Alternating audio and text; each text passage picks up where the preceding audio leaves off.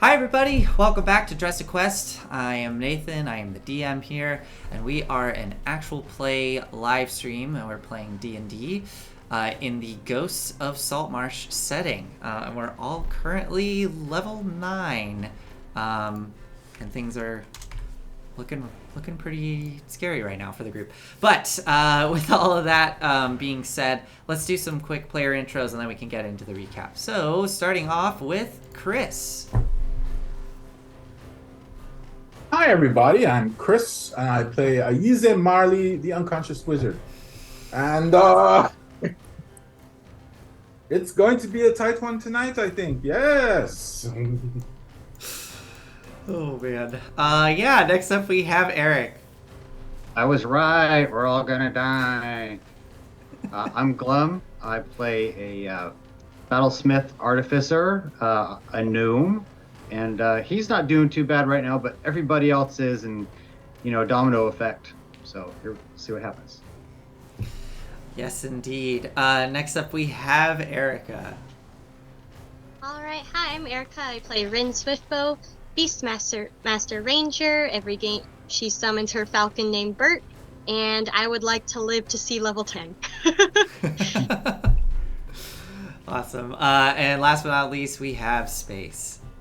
Hey guys, I'm Space. We play Aspen, the Asimar Hexblade Warlock, Divine Soul Sorcerer, and I gotta agree with Glum.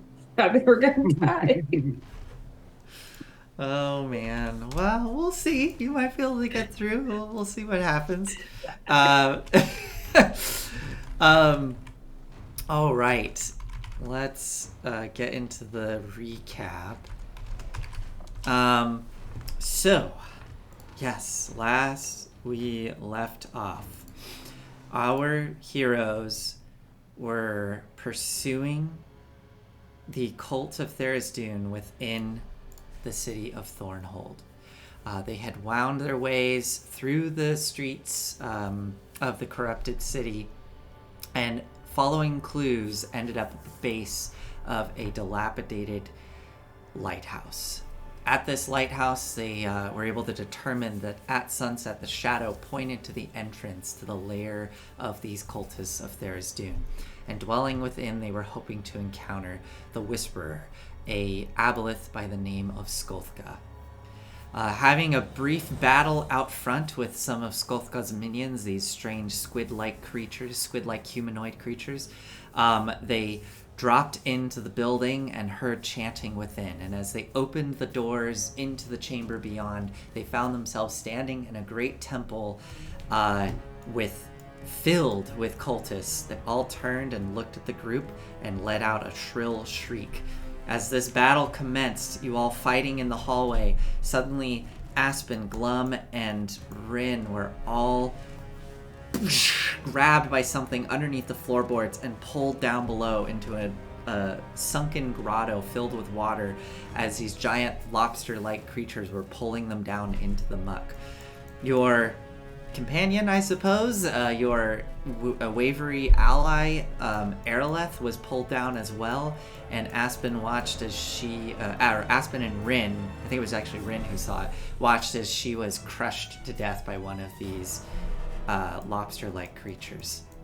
As this battle raged on, you all started to hear a strange whispering voice piercing into your mind, one that you had heard a couple times before in battles previous, and then Skolthka revealed themselves, this aboleth, but this aboleth seemed strange and mutated with extra tentacles, and it just was moving oddly as it came writhing out of the muck towards you all, and seemed to be able to cast divine spells, touched by some greater force. It was able to cast these divine spells and started casting spirit guardians as these inky black tendrils started coming out from it in kind of ethereal waves, damaging you all.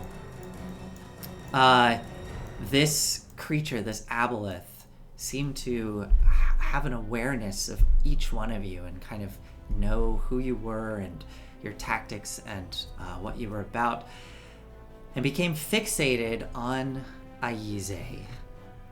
Aize, you have been vexing this aboleth, it seems, since the beginning. It knew who you were, it knew your tactics, and it was intent on bringing you down and getting you to drop concentration on your summoned elemental.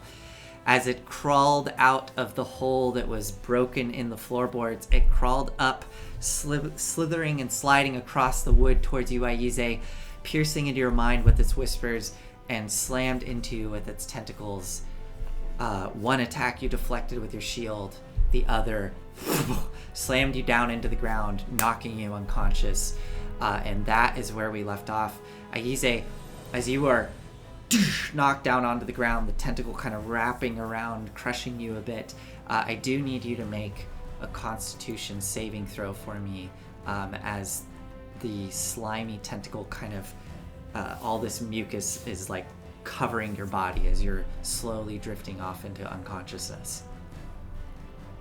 Ooh, natural 20, nice. Okay, nothing else happens, but you are lying there, drifting out of consciousness, hearing the voice of the whisperer in your head.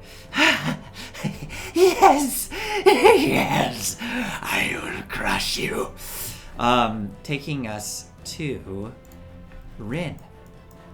Rin, you were down at the bottom of this sunken grotto, being held by this lobster-like creature as it clutches you in its claws. It is your turn. What would you like to do? All right. And you can see this creature is hurt. It is like barely held together. There's huge cracks in its armor. However, you also notice Cherry, the elemental, its eyes once glowing a peaceful blue, have suddenly flashed into silver, and it's sort of turned to face you all.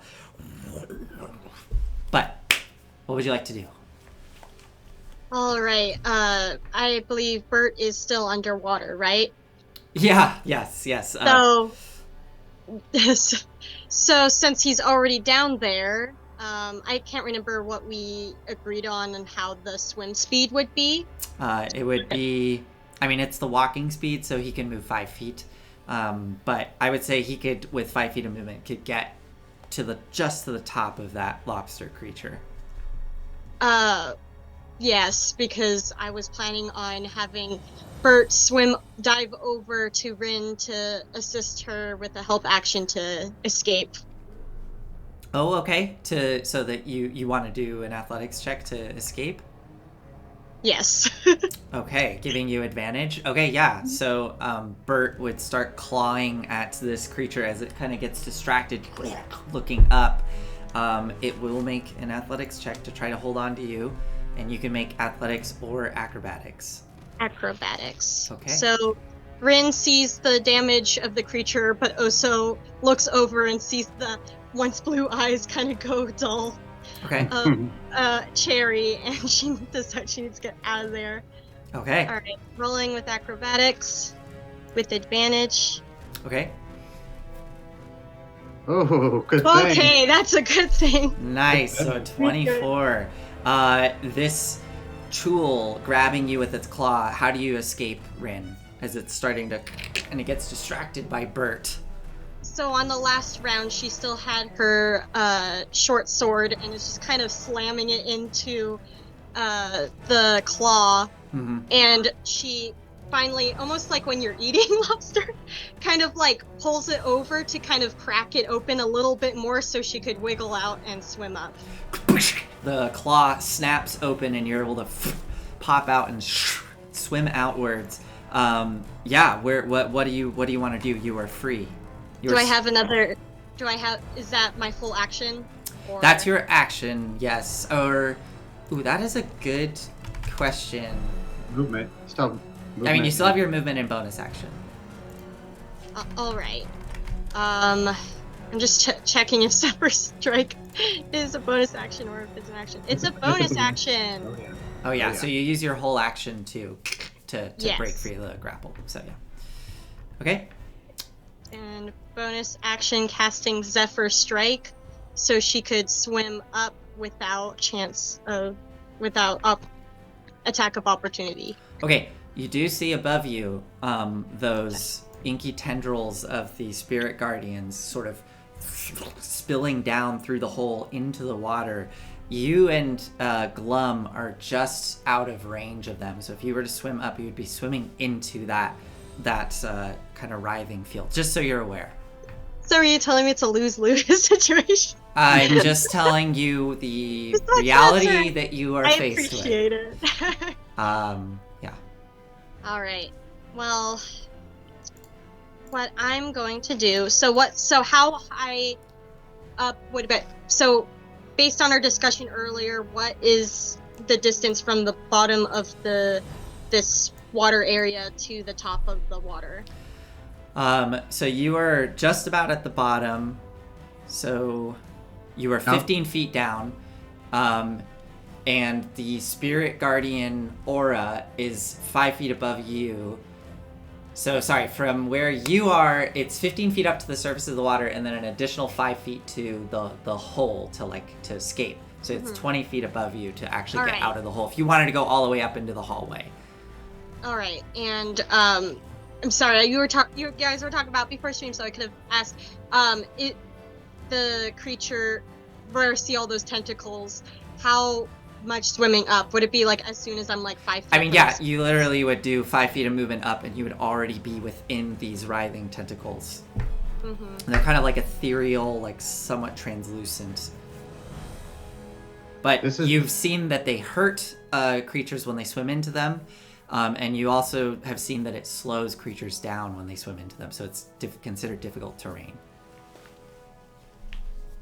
Is Glum gonna interject? So yeah, I would say Eric could absolutely go through it. You also have an extra 30 foot of land movement because of that spell, and your base movement's 40, and you can swim at regular speed because you're a ranger. Mm-hmm. So I don't know whatever math that would be for Nathan, but I would assume pretty easily you could swim and climb and. You could do so. You're moving at half speed through the tentacles, so you can get with. You would use 15 feet of movement to get to the surface, and then you would now have, I guess you would have 15 feet left of your walking speed to pull yourself up and on. I mean, what do you want to do? Do you want to get up and out of the grotto and into the hallway, or do you want to go somewhere else? So if we're looking above, like if thinking about the floor plan, assuming this is like the exact same parallel, I would want her to step up to the side where it broke, where we entered from. So the right. Okay, yeah. Where we'd be swimming. So yeah, I would say with your movement, you could definitely get up and out of the hole. You have like a climb speed as well as a ranger, right? Isn't that a thing with this? Yeah, same speed. At her level, so then, yeah, you dart up. You are going to enter into the aura, so I need you to make a wisdom saving throw as you do so. All right. I hope I have the luck I had with that poison from being constantly grabbed. All right. Wisdom? Wisdom save, yes. Oh, no. That's a failure. You take 11 points of necrotic damage as you go into these tendrils. I never thought I'd be so happy to see the color red. Are you still up? Oh yeah, I'm still up. Okay. She's still kicking. Okay, and you come bursting up out of the water, grab on with your fingers to the ledge and pull yourself up with great speed, and you find yourself face to face with Skolthka as you and kind of bump into the fleshy, blubbery hide of Skolthka with the actual real tentacles kind of in this hallway. You see Aspen there to the side being kind of somewhat crushed into the wall. But yeah, that was, I'd say you have 5 more feet of movement left, but the hole is directly behind you. What would you like to do? I'm sorry, I wasn't clear enough. You want to go the other way? I was hoping to go on the side of Aize, but if that... I mean, so that is the side that Aize is on, but Aize is on the other side of Skolthka. and you can't really move through Skolthka without. Oh. Yeah. Okay. Okay. I mean, I guess it's fair because since she's swimming, she doesn't see what's going on top. Okay, so right now she'd be behind, is what we're saying, because that's the only place I'd be able to. So I drew the little area where the hole is. So you're like on the ledge there. Okay. Yeah. Okay. I understand now. Yeah. All right. But I believe that's everything I could do, unless I could have. You did a bonus action left. Zephyr Strike. That's everything. You did bonus action Zephyr Strike. You did movement. You have 5 feet of movement left.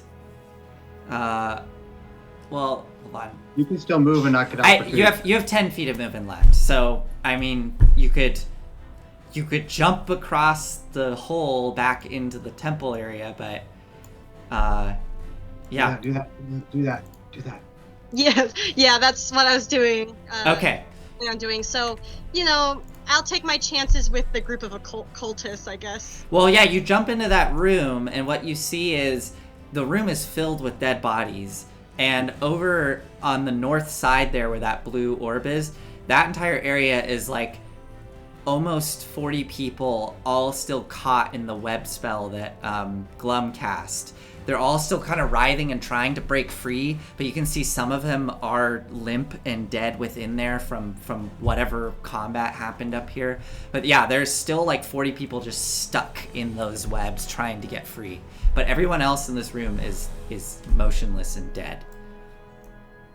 All right, so Rin, that was your action, bonus, and movement as you burst out of the water, poof, bump into Skolthka, leap across the pit, and land in the temple.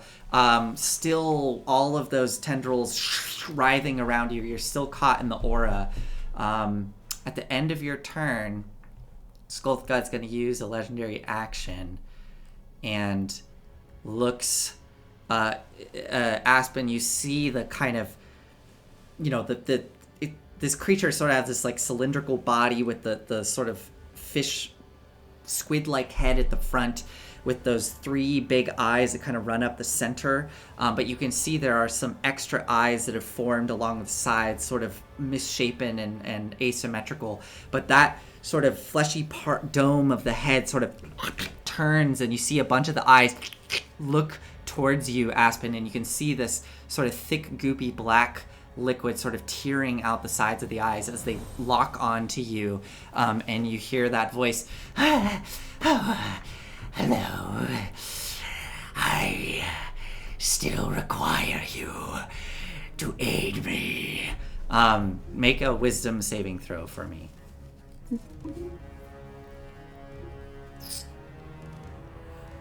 Yeah. Natural 1. Natural 1. Okay. I don't know why I had disadvantage, but natural 1. Wait, why are you at disadvantage? I don't know. I had it clicked, but it's that's weird. Still well, it's the first roll. Yeah. One. Okay, so you are going to take all of this damage. 10 points of psychic damage. Are you still up? I'm down. You're down. Aspen, what happens as you drop unconscious, as this voice pierces into your mind? I think I kind of call out to my mother and I apologize for failing her. You see me drop my axe. It just kind of clatters to the side of me as I clutch my head. And I think I let out a piercing scream and just fall unconscious. Rin, you hear that scream cut through the air and watch as Aspen falls down.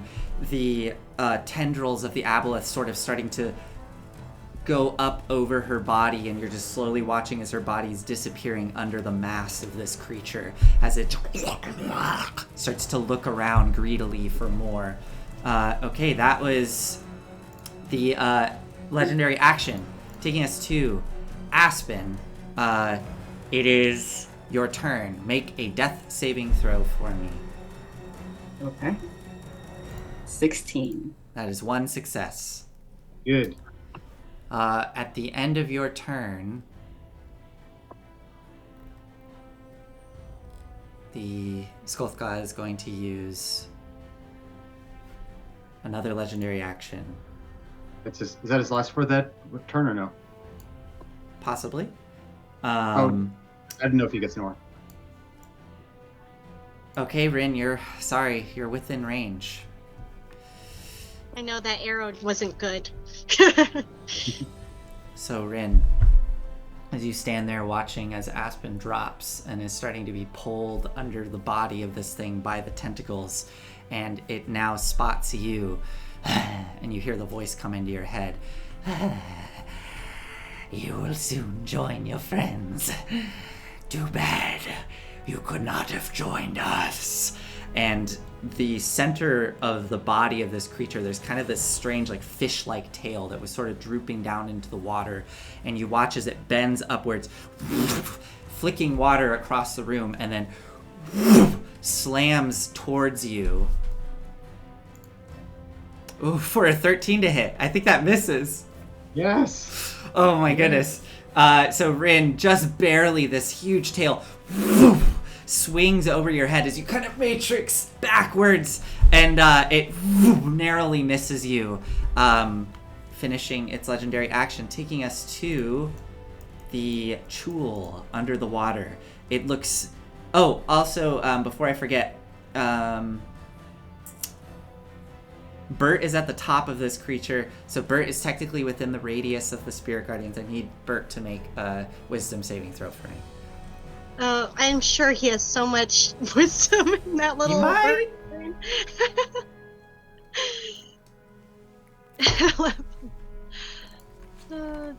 Yeah.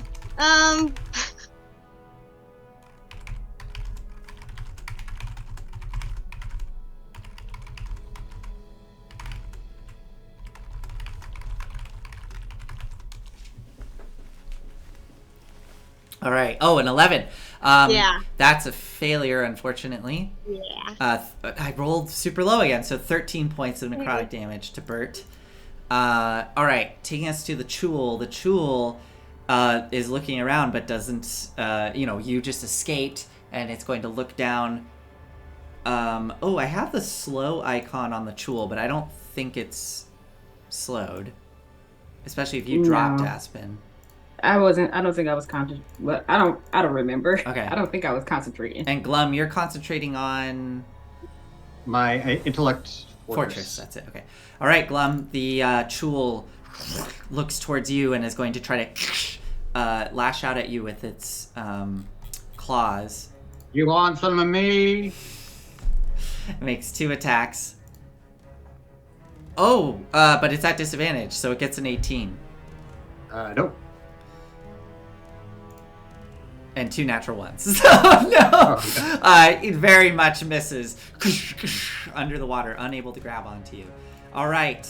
Skolthgun has no more legendary actions, so Glum, it is your turn. All right. This changes a lot of stuff. Let me look at the turn real quick. Okay. Yeah. So I was going to exit stage right, but seeing as two of my homies just went down, he is going to cast Aid, and that will be 5 hit points to Aize and Aspen. That's awesome, but do you have to see the creatures in order to do so? Oh, that's a good question. If not, I can. My plan is to actually go up there in a second. Okay. Let's find out first. I'm guessing I do, but let me click on my character here. It just... Within range. It just says within range. Exactly. That's incredible. Okay. So you focus in and I don't know, how does this look for you as an artificer? Yeah, so pull out a few those metallic balls that I use. I always have this kind of gnomish architecture to them, but somewhat magical. He tosses them there, and they basically fly through the air, and one lands above Aize, one lands above Aspen, and then this kind of spray goes, kind of green mist kind of goes over their body, and they get killed. Okay. And it does 3 people, so I believe I can also do it on myself, right? It does, yeah, I don't see why not. Okay. Aid me. Yeah. Okay, so Aspen and Aize, you suddenly come to consciousness as this mist washes over your body. Okay. And then for my next act, for my bonus action, I'm going to have Scott try and grapple the Chul. Oh, okay. So the Chul will make an athletics check. Clamps onto one of those tentacles. Arr, arr. Got a 6. What did? Oh yeah. So yeah. Right. Yeah. Under the water as the Chul is trying He wants to push, drag the Chul so he's adjacent to the water elemental. Got it. So like that. Exactly. Perfect. Okay, so grabbing onto the claw, the Chul is like trying to wrest free, and then with a abrupt jerk of the neck, Scott pulls the Chul across the muddy bottom and right in front of Cherry. And I'm going to go ahead and try and swim away. Okay. Yeah. Where are you swimming to? So swim the same direction that Rin went, but obviously Okay. I can't go. So you can go. You're at the bottom, so you can go 10 feet up, and then the next 5 feet would be into the Spirit Guardians. So Let's move 10 feet, and then if I can, like against the wall, so I'm still low, but I want to be like closer to the wall to climb it. Oh wait, But I'm sorry, Eric. I have on here that you were 15 feet down, so you weren't quite on the bottom. Did you imagine yourself down on the bottom of the mud, or? Around there. I mean. Okay, so whatever you know. so I would say this. What is your ultimate goal? Where do you want to go?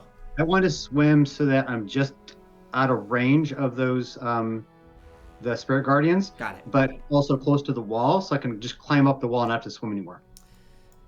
Okay, let's see here. So the problem is the hole is kind of in the middle of this room. So you could swim over to the wall, but it wouldn't necessarily get you to where the hole is, if that makes sense. Okay, I guess you know better because I can't see above me. Yeah. Just move me so I'd be closer to next round being able to climb up there. Okay, yeah, I'll say that you can... God, this is the part that I gotta figure out. Yeah. So unfortunately, I think to keep this simple, those tendrils, because it doesn't say that they don't pass through walls.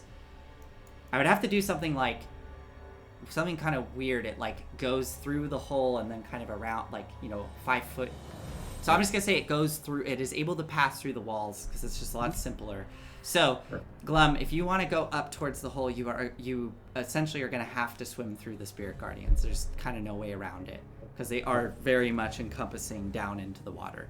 Okay, then you know what, Scott and I will both all stay on top of Scott, and then we're both going to go, and we'll use full movement, just go into it.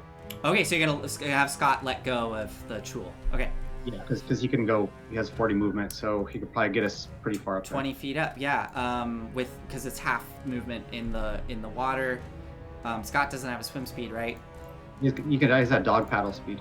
Use dog paddle speed. Okay, Yeah. You are on your way up. Unfortunately, this is a really tough situation. You are about 5 feet away from the surface of the water, so you should be at the hole by next round. Okay. And Scott lets go of the Chul, which now is kind of watching you go.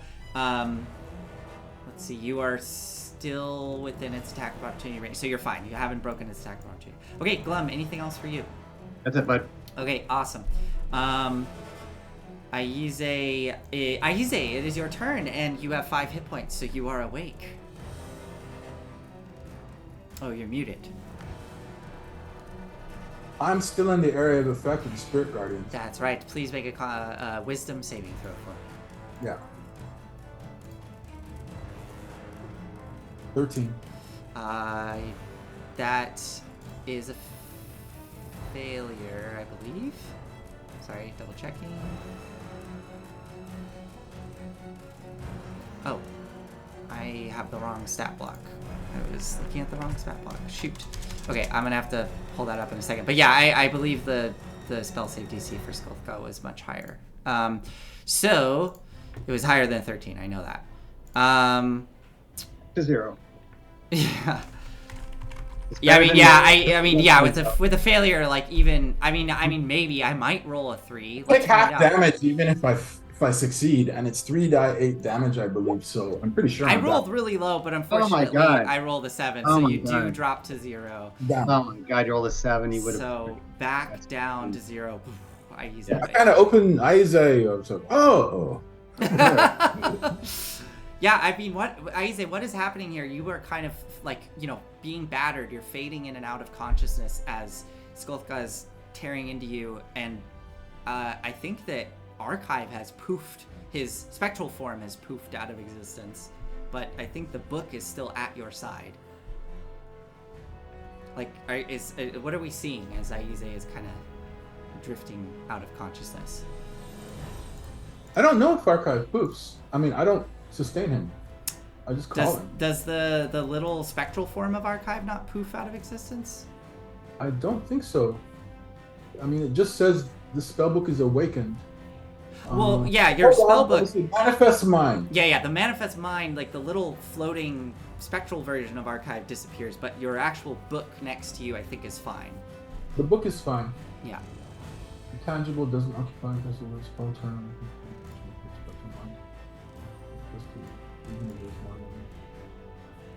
Stops manifesting if it's 300 feet away. If someone casts dispel magic on it, if the book is destroyed, if I die, or if I dispel the spectral mind as a bonus action. That's it. So only if you die. Okay. You are not dead yet. I'm not dead yet. Okay, great. But yeah, I mean, I'm just curious, like, do you what do you think is happening right now for Aize as this? Oh, no, it's sort of like I'm momentarily elated, and then I just said, oh, that heal wasn't strong enough. And then I look up and see the massive swarm of darkness, and it's like, you bastard, I still have one trick left. And then I pass out. Awesome. Okay, so pass back out as the darkness consumes you. Taking us to Skolka. It is now Skolka's turn. I have Skolka's actual stat block now. Perfect. I mean, Skolka... Wait, isn't the elemental's turn? Oh, it is the elemental's turn. Thank you. Yep. Yes, Cherry is going to look at this tool in front of it and she just kind of goes into a frenzy and is going to... I have her stat block here. Come on, Chul. Oh yeah, 25 to hit. That definitely hits. So I think it's 2d8 plus things. So yeah, with one solid strike, the armor of the tool cracks and then implodes on itself as the water kind of jets into the crack and the tool sort of just collapses down on itself. You watch Glum as all the kind of bubbles and swirling of Cherry sort of look up towards you, and she is going to come rocketing up towards you into the Spirit Guardian, so she will make a wisdom save. Hey, watch out for that. She succeeds, so she'll take half, so she only takes, man, yeah, there's another 7. Oh, Aize, if you had made that, you would have... That's crazy. Only takes 3 hit points of necrotic damage. But she comes jetting up to you, Glum, and is going to take her other attack on you. Disadvantage. Disadvantage, yeah, 12. So the bubbles burble up around you and is unable to hit you. All right, Skolka is going to turn and look towards Rin across the way. Rin, you start to hear the voice of Skolka coming into your mind. All right, let's end this now. And the tentacles are going to come swinging out towards you. This is 3 attacks on you. Here we go. Come on, 18 armor class, come on. Only one of them hits with a 25.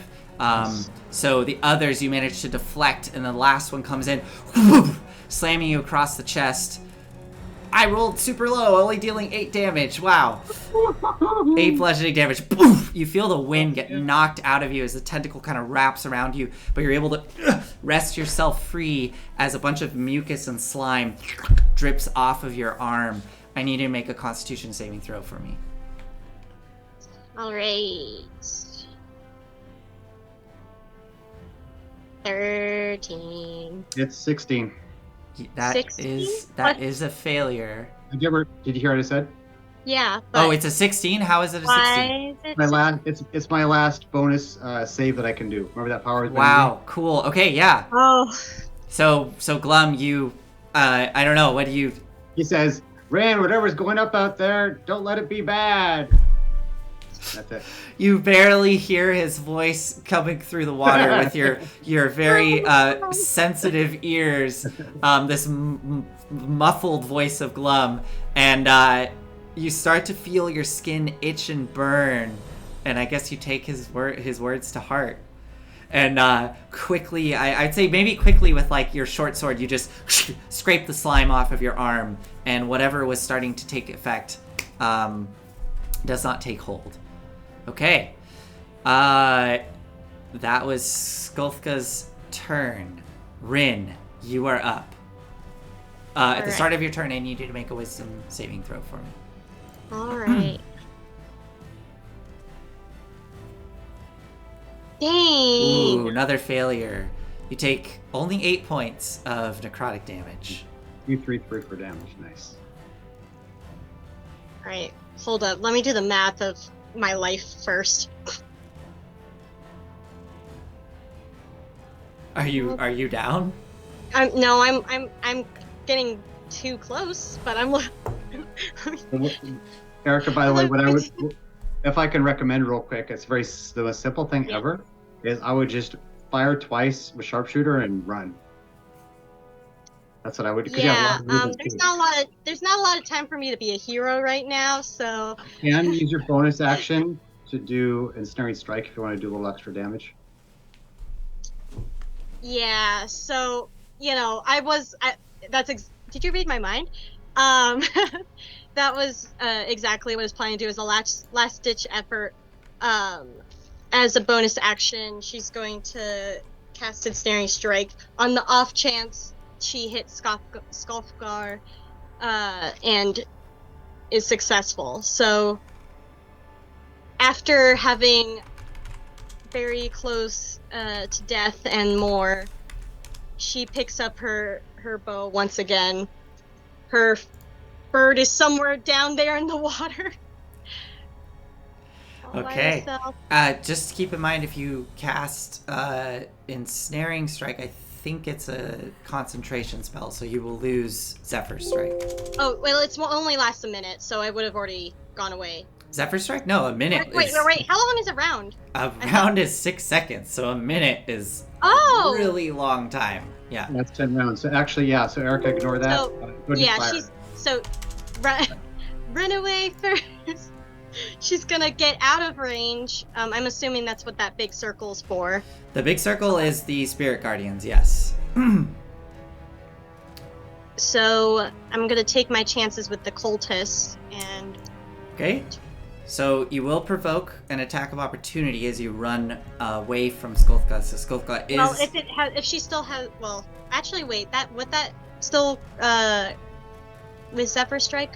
I guess it's away. Oh, does Zephyr Strike? Is that only from away from targets, not towards? Let me look at that. Oh no, you're right. It does not provoke an opportunity attack. So yeah, so you just gracefully duck out of the way, exiting the Spirit Guardians. So that would have been 10, 15 feet of movement to get there. Okay. So I'm assuming it's giant and large, especially with its tentacles, that she would still be able to see it from where she's standing. Yeah, you can see Skulfka. Yeah. Mm-hmm. All right. Just gonna add. Any direction is not great, but I'm gonna have her go extra 10 feet back. Okay. Is the pile of bodies still in the way?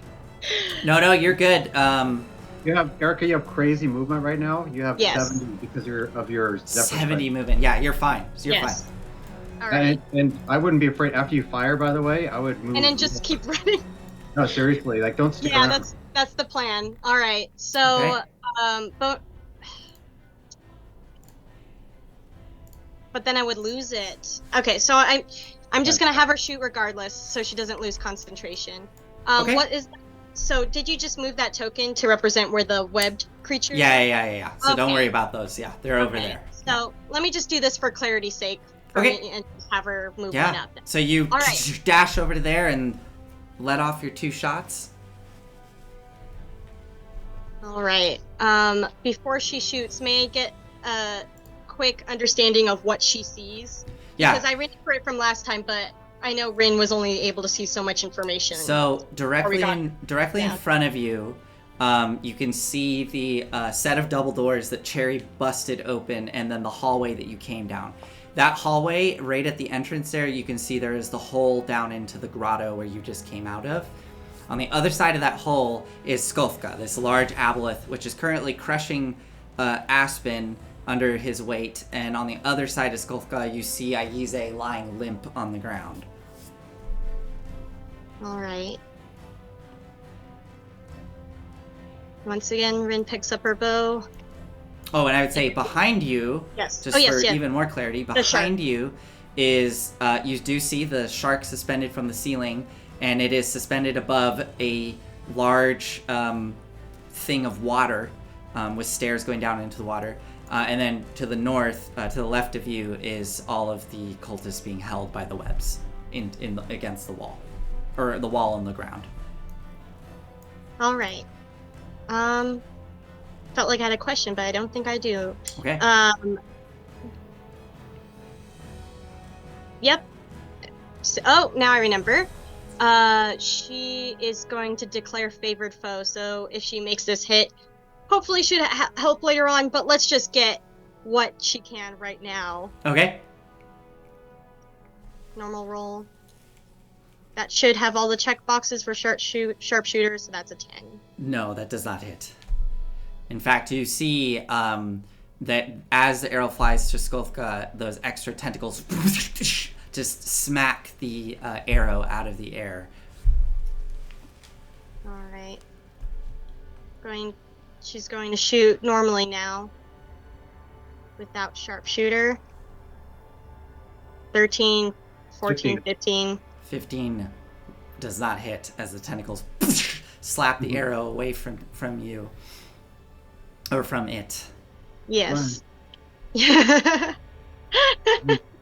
I hear run underwater. If you're in range, it's gonna kill you. So I know. I unfortunately am too aware. So let's see. So she was standing over here. Yeah. So you used. So keep in mind it's difficult terrain inside. So yes. This would be 15 feet of movement just to get there, and then you have whatever's left. So you've done 25 feet of movement so far. So you now have whatever's left. I have about 45. Okay. How much would that get me? Yeah, you can. I mean, you can count it out. Where do you want to go? She's just gonna keep running in the opposite direction. So just going straight ahead. Yeah, I mean, if you want, you can go run and jump into the water. Boy,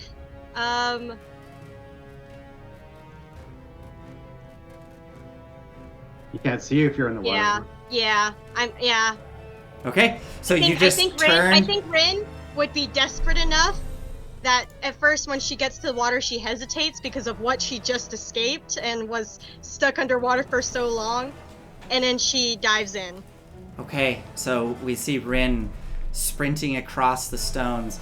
Luckily, too, because as you were sprinting away, some of those cultists that were close to the edge of the web spell are trying to reach out and grab onto you as you're running away, but you dart out of their grasp and get to the edge of the pool and hesitate for a moment. You can hear behind you the kind of wood creaking and moaning, the tentacles kind of writhing about, and you hear Skulfka's voice coming into your head just as you leap and dive into the water. Oh, a game of cat and mouse! And you dive into the water away from Skulfka. And disappear into the darkness below, and we'll see what happens next. Okay. Let's see. At the end of your turn... Oh, yeah, Rin? I don't know if... I believe I still have a free bonus action unless I forgot something. I missed all of that. So that means I'm just keeping track of my poor bird that Yeah. I'm not sure if it's gonna see another day. So I'm trying to remember what's happening below in the water. How far is Glum to the surface?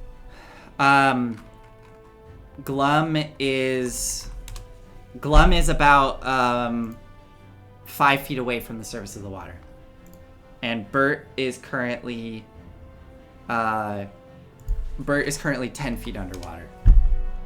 All right. Is it possible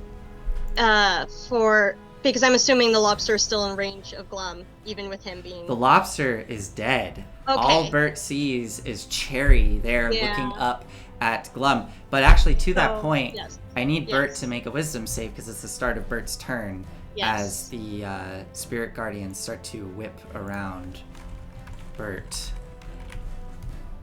21. I thought I clicked it. Nice. Okay, so Bert's There we gonna go. take half of this damage. Oh my Have a god, I bird. rolled really high. But with a successful save, Bert takes 11 points of necrotic damage. All right. Bert's still up? He is holding on. So is it 11 Okay. or 12? 11. Because this matters. It's 11. Wow. All right. So Bert is just he's barely holding up. Like the water breathing, he's been able to dive around, but he's obviously irritated by how slow he moves. He takes that damage, but he sees Glum's little feet kind of dog paddling up.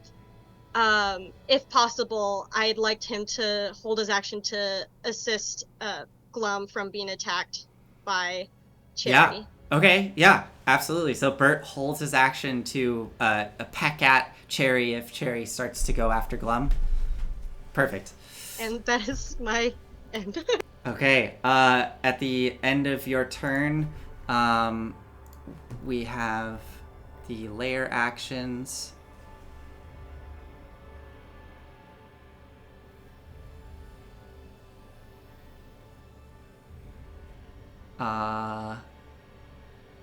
Can't really do anything. I think...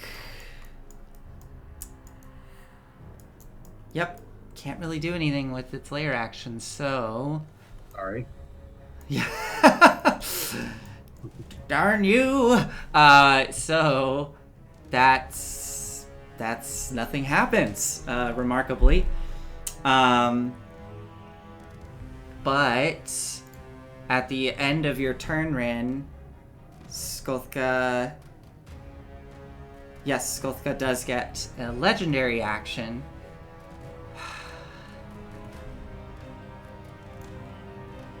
Skolthka... Oh, man. Is it going to be a short game? This is why I did 8, by the way, because I knew there would be some death saves involved, so they're both in a place where they... Do they get those hit points back at the start of each of your turns or something, or? No, I totally forgot he got multiple attacks. Never mind. But yeah, but I mean, my point is they're not at negative death saves or something at this point. But Yeah, I think Skolthka is gonna look towards Aize as Rin is running away and Glum is trying to swim up to the hole. Glum, you can just barely see through the water, the kind of some of the tentacles spilling over the edge and the tail as Skolthka shifts and turns towards you, Aize, as you're fading from this world. And you, in this weakened state, you can still hear that voice piercing into your mind, Aize. I have been waiting for so long for this. You will not stop me. None of you will. You will witness a new world. One that will be much, much better than this one. And He's so unfair. I can't yell back at him. I'm unconscious. You I will grant you the ability to speak back in this moment as you are fading from this world. But Aize, this is for purely cinematic narrative reasons. You hear the final words, I will now consume you. Aize, you're welcome to retort in your mind as you are filled with pain and feeling yourself fade. Oh. Is Aize grabbing something? A prop, perhaps? Does he go? No, my Aspen, phone this- kept going off. My mother is calling me. I'll make this quick. Ah! And I said, whatever. When I die, end up in the paws of Nobanian or rest my head on the breasts of oh, I forgot her name. Anyway, but you're gonna burn in hell. Your worm food. And as you are saying those words, I mean it. Yeah, make a whiz save for me. You can still make a whiz save in your unconscious state. An 18. Okay, so you succeed. So you do lose death save as you take some psychic damage, but this matters for Skulka. Okay, so 5 points. Okay, but you do automatically fail a death save as Skulka starts to siphon energy from you. Okay, Aspen, at the start of your turn. Sorry, I've got my mother's calling. Of course. Aspen, Yeah. at the start of your turn, please make a wisdom saving throw for me. Hey, you could succeed, and I could roll super low, and you might survive. Come on, space. 18. Okay, you 18. succeed. You succeed. Now let's Right. find out how much damage I roll. 14. So 7 points of necrotic. But I have resistance to necrotic. Oh, Oh! yes, yes. Celestial Good. Okay, so that is 7 reduced to 3. So you take 3 points of necrotic damage, leaving you at. Are you at 2 hit points. 2 hit points, but you're up. Okay. I'm at 2 hit points. So Aspen, as you all right. flicker and come to life, you feel the immense weight of Skolthka on top of you, and feel all the slime and slick kind of dripping off onto you. You are sort of being pressed down into the soggy floor. But what would you like to do as you come to consciousness?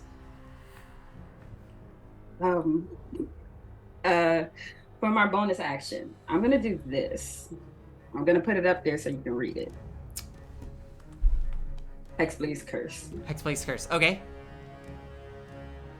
Okay. And then I think I'm going to, I'm gonna grab him and I'm gonna do inflict wounds on him. You are Okay. badass. You Go are- ahead and roll an attack roll for me. I have to roll. It says an attack roll you make against the cursed target is a critical hit on the roll of 19 or 20 on the d20. Okay. Please don't death me now. on. Are you doing inflict wounds with your hands or with your Yes. battle axe? Oh, with your hands, so you're literally I'm grabbing grabbing him. Okay, go for it. 27. I don't. Yes.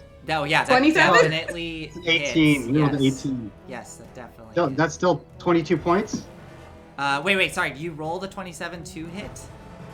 Yeah, I rolled a 27 to hit. Okay, so that definitely hits, and then how much damage? It takes 22 points of necrotic damage. Ooh.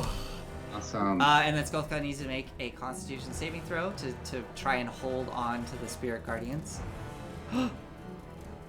How much damage did you do? 22 points? Holy okay. So 22, it's either you either need to make for a concentration check, you either need to make a DC 10 Constitution saving throw or half the damage taken if it's more than 10. You did 22 points of damage, so he needed to get an 11. He rolled a 10. So as you hold on. Oh. Hold on. I'm so sorry. He has used, I know he's used 1 legendary resistance. I think he used 2 because I did a slow on him and I usually did something on him. Okay. Well, he has 1 left. So I'm so sorry, but he's It's not letting go of those. He's not letting go of those Spirit Guardians. But as he shrieks in pain as you grab on, and the necrotic energy webs through him. He's going to hold onto those spirit guardians and then suddenly whip around and look at you. No, go down! All right, anything else for you, Aspen? That's all I can do. Okay. I shout out to whoever is closest. I don't know who's still up, but if you can kill him, that would be a big help. And then I will just lay there. Okay. Oh, so you're gonna continue laying prone. Yeah. No. No, I'm gonna try to stand up. Okay. Actually. Yeah. You can stand up. You probably pressing up against the wall, but you were able to stand up. Okay. Anything? That's the end of your turn, Aspen? Yeah, that is the end of my turn. Okay. Skolthka is going to did not like that. Is going to whip around with his legendary action and try to crush you against the wall with his tail strike. So here we go. Only a 17 to hit. So that does not hit as it into the wood and crushes the wood and shatters as you just duck out of the way. Okay. Glum, you are up. Okay.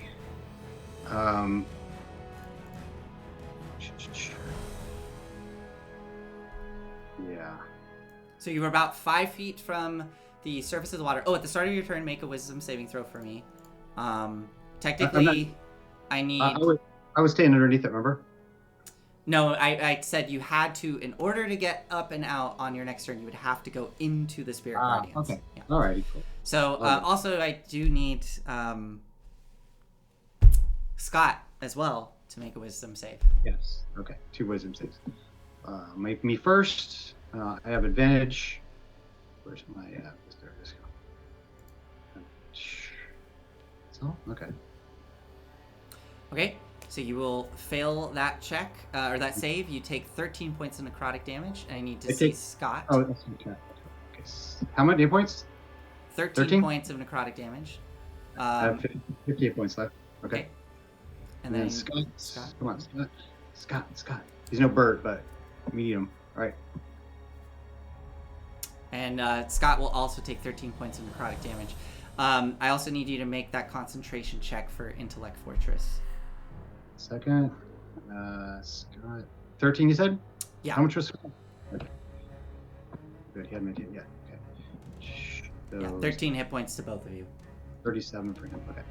And it's what do I need? For a concentration check, you need a 10 or a higher. 10 or higher? Piece of cake. Constitution saving throw. Yeah, you're fine. Okay, with all that out of the way, that's the start of your turn. Now, go ahead. You can do whatever you want to do. So it's time to save my home slices. So I'm still writing Scott. We're going to come up into the first level. Okay, so you're up out of the water. You are surface above the water. You have about 5 feet of movement above you just to crawl up out of the hole. And you can see on the one side is Skolthka, like up against the edge of the hole. On the other side, you can see the stone of where the entrance to the temple is. So Skolthka seems to be blocking the main entrance in that you guys all came in through. Okay, and to be fair, the element gets to attack me. You were out of its range because you were 5 feet from the surface of the water. So yeah. So go for it. Okay, so what do you want to just climb up and out? Yeah, can you show me what I see? So so basically the biggest choice I need for you to make is, do you want to climb up? Do you want to climb up onto Skolthka, or do you want to climb up onto the stone across the way from Skolthka? I want to go where Aize and Aspen are. You cannot see Aize, you can barely see Aspen. So yeah, you go up to where Aspen is, you crawl up, and Skolthka is completely blocking your path to Aize. But you see Aspen there pressed up against the wall as Scott pulls up next to Skolthka. You are all now crowded there, kind of being pushed up against the wall. Okay. How hurt does Skolthka look? Skolthka looks pretty hurt. So as a gnome, I can probably go past him, right? I don't think so. That's a halfling ability. Oh, okay. So he's completely blocking it. There's like no. Yes. Well, you cannot move through an enemy space. I mean, unless you have something like spider climb or. I do, but I'd have to burn that spell and then use my action and not have intellect fortress. There's a lot of things going on there. Or you could try something else if you have an idea of how you could get up and over Skolka. But Skolka is a large creature in a 10 foot by 10 foot hallway, so he's taking up quite a lot of space. There's like. I will use my bonus action. I say, Scott, save the girl. Okay. And he's gonna do a grapple if she'll allow it, and I want him to whatever DM thing. He's gonna try and gallop over Skothka to get to the other side. He's gonna try to gallop over Skothka to get to the other side. Okay. Yeah, basically climb over him with Okay, I would say this is a contested athletics check versus Skothka. Right, come on, Scott. But he's also trying to pull Aspen? But it's his bonus action as a grapple. As long as she accepts it, then it's automatic. Right? Okay. Yeah, I mean, he would be at half speed and then half speed again because of the Spirit Guardians. So, not much movement. But yeah, let's do the athletics check. So, go ahead and let's see what Scott gets. Yeah, he got a 9. Scott got a 9? Yeah, Scott got a 9. Okay, I got a 24. Yeah. So unfortunately, as Aspen, as Scott comes galloping up to you and kind of looks up at you and tries to pull you across, Skolthka just pushes Scott out of the way with one big tentacle, unable to get across. Okay, I still have my action left. I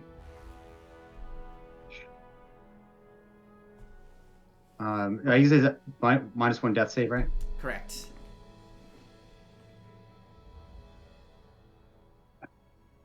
All right. He turns towards Skothka. Wolverines, and he fires. Only get that reference if you grew up in the 80s. Yes, I know what you're referencing. All right, here we go. So he's gonna fire twice. Skolthka's not talking with a Russian accent though, so or Cuban accent.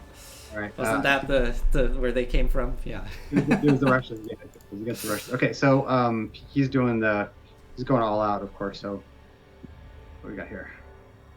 A 22 will hit. Oh yeah. All right. This is a sharpshooter, so 17 points. Nice. Yep. You want some of this? You want some of this? Pew pew. That misses with a 6. Yeah. That's it, because I used my bonus action. That's right. Okay, so and the second one just gets slammed out of the way. Skolthka is starting to reel and writhe in pain as the bolt slams into him. Okay, is that it for you, Glum? That's it, bro. Okay. Concentration check. Oh, yes. Thank you.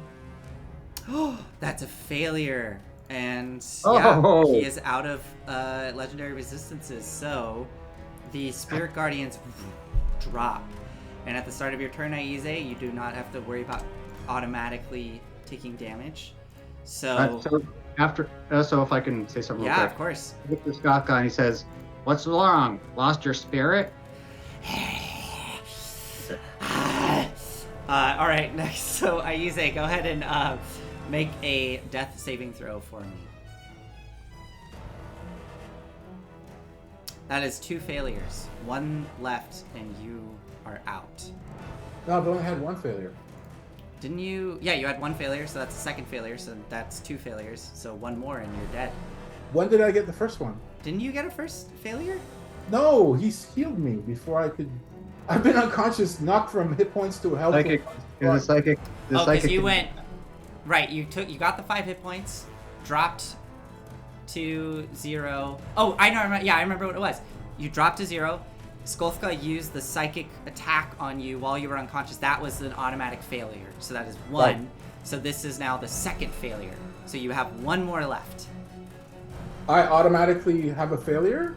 You rolled an 8. You just rolled an 8. The automatic failure I was didn't roll anything. What are you talking about? I'm sorry. Oh my god. Oh, I'm so sorry. I got ahead of myself. I was looking at my roll. I'm so sorry.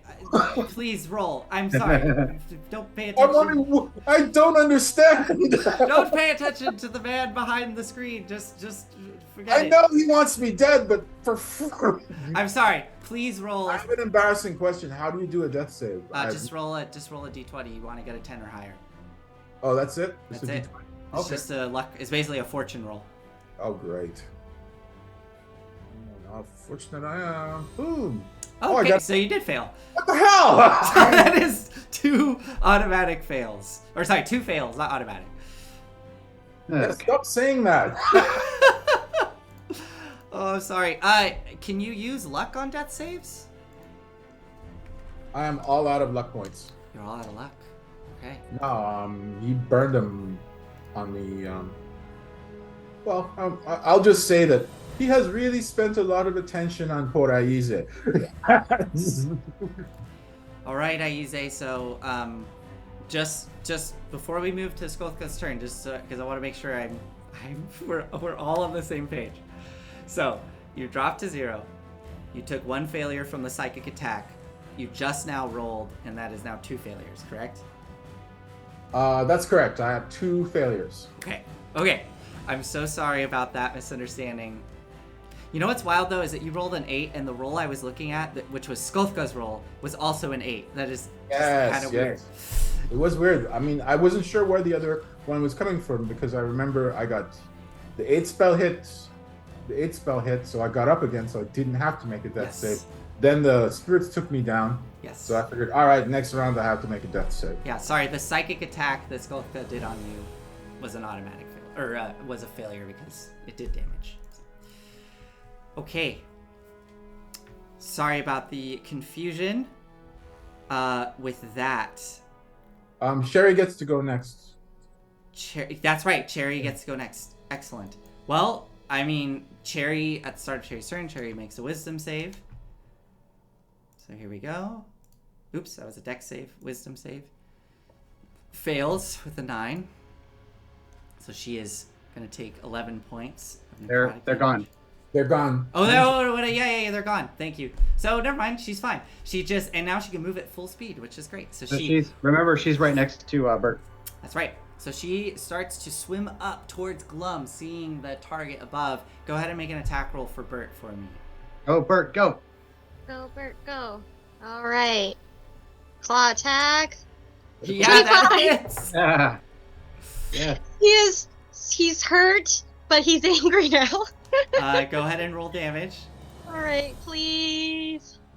Yeah. It's a 7. 7 points of damage. Okay. So are Bert's attacks considered magical? Well, he's a magical creature. Okay, yeah. So yeah. The claw cuts through the bubbled form of Cherry, and Cherry suddenly stops short in her tracks, turns angrily towards Bert, and is going to just try to swat Bert. So here we go.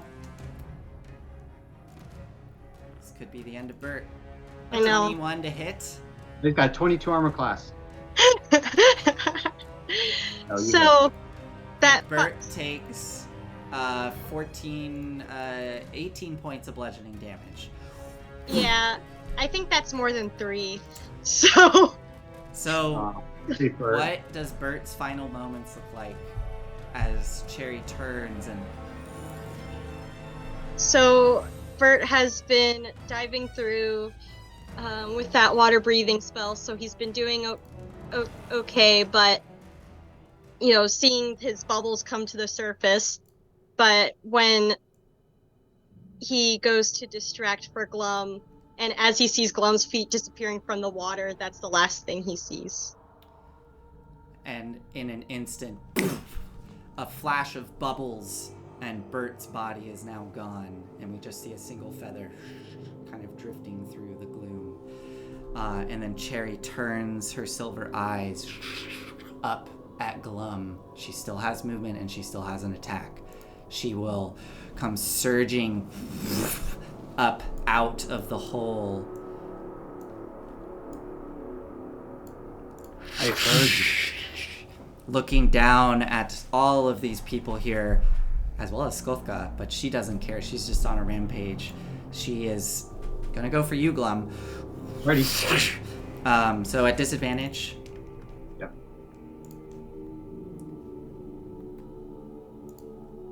Uh, 18 to hit.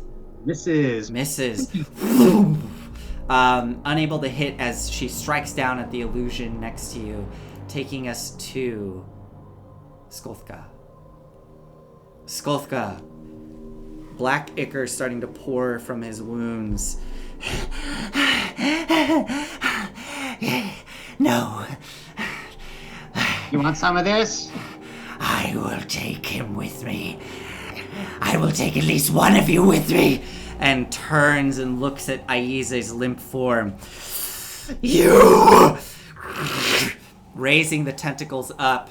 Aize, I'm so sorry, but the tentacles come Can I give a final down. gesture? Well, let's find out. Because, I mean, who knows? Maybe he rolls like 3 nat 1s. Let's find out if he even hits. This is at advantage, because you are... No, he's not gonna miss. Yeah, 28. So, with that first hit being a melee attack, it is automatically a critical hit, but you only had one failed save left. So with that first hit, Aize, you are dead. But what happens in these final moments as the tentacle slams down and crushes your bones and you start to feel the life escape you? I raise my hand and I see Archive hovering over me because Archive doesn't leave until I die. Sir, no. Make sure you record this. Oh, I will. And Archive falls down limp as a book next to Aize. The tentacle pulls off of Aize. Aize, you are dead, but please still make a Constitution saving throw for me, just in case you get brought back to life. I just need to know.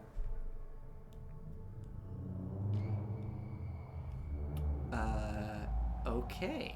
Interesting. Okay, we'll see what happens. Okay, the tentacle pulls off, and with that, Aize lies dead on the ground. You see his body is limp, Archive is limp, his bones are crushed, and Skolthka... And now I will take you! And looks at you, Aspen, and is going to use the second attacks. Disadvantage. Disadvantage, okay. On the first one. Stan's, because she's actually in Stan's mouth right now. You mean Scott? I don't Scott. know where Stan's coming from. Okay, disadvantage. With disadvantage, that is a 20. Shield. That hits? Oh, shield. Okay. Shield. Yeah, shield. Okay. And then he will come in with another. With a 12. So misses. And that is Skolthka's turn, taking us to Rin. Rin. All right. So we left on my turn of me just diving into the water. Is what just before I So do you dive into the water. Yeah, let me show you what. So you dive in, and you find yourself looking down into the murky darkness, and you see yourself down below you is a familiar rocky tunnel, and it continues to go on for quite a ways into darkness to the west. So you could continue to follow it and swim and see where it takes you. I don't think you know what's happening above because you just dove down underwater. Yeah. Come back. You did feel your connection with Bert suddenly sever. Yeah. Sorry, I'm thinking about this since I see what Rin sees. Yeah, I mean, so Rin, the Chul is dead, so you are alone down here. Yeah. You just see crumpled bodies off. I mean, you can barely see it. It's dark.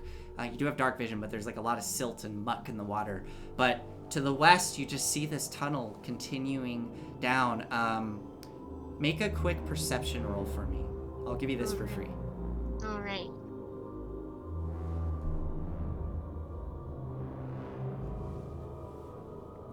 Oh. 11? Okay. Yeah, you see it go off into darkness a ways. Mm-hmm. Sorry, I'm still thinking about my options here.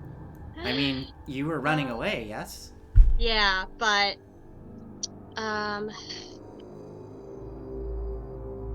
yeah. Sorry, I'm just reading the chat. Bert, we're not fighting.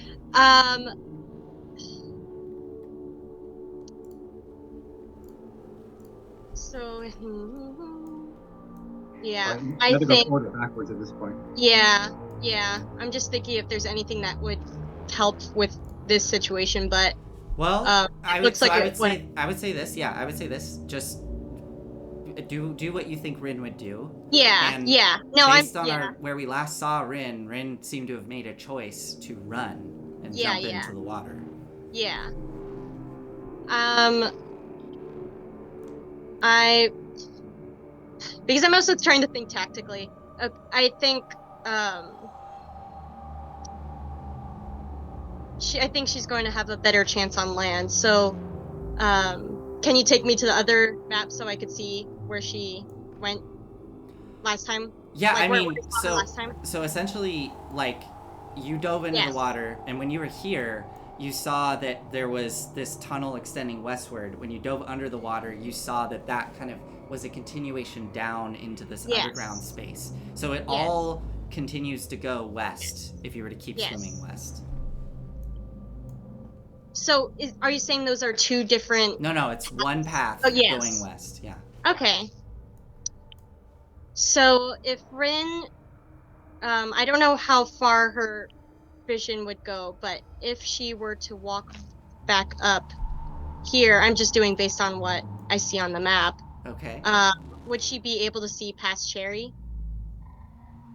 Or Yeah, she I just guess not lucky? what I'm wondering is what's going through Rin's head. Like Rin went to flee, sees that the tunnel continues going west, but now is going backwards towards where she fled from. Mm-hmm. Because Yeah. I just want to know like. Oh, like I'm just what, thinking. like why would Rin suddenly turn to run back? Well, I'm not sure how much of this is based on Rin or just what I'm trying to tactically think, but Sure. it's just a matter of am I attacking from below or above now? Oh, was Rin's thought to dive into the water and then attack from the water?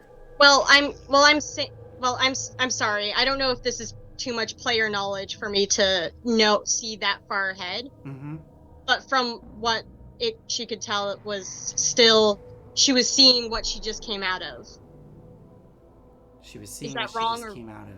Right. So From the what whole- she's saying is that she, or is that I think she got the inference that you said, oh, you think you're in the tunnel where Skothka came from now. That you were kind of communicating that to her just now. Right, yeah. Essentially, like, if you were running away, you dove into the Yes. water, and you saw this tunnel continuing westward. It continues to go west into darkness, and that seems to be the only way out that is not back towards Skolthka. So if you were to turn and run back the way you came, you'd be running back into Skolthka and the fight that you just fled from.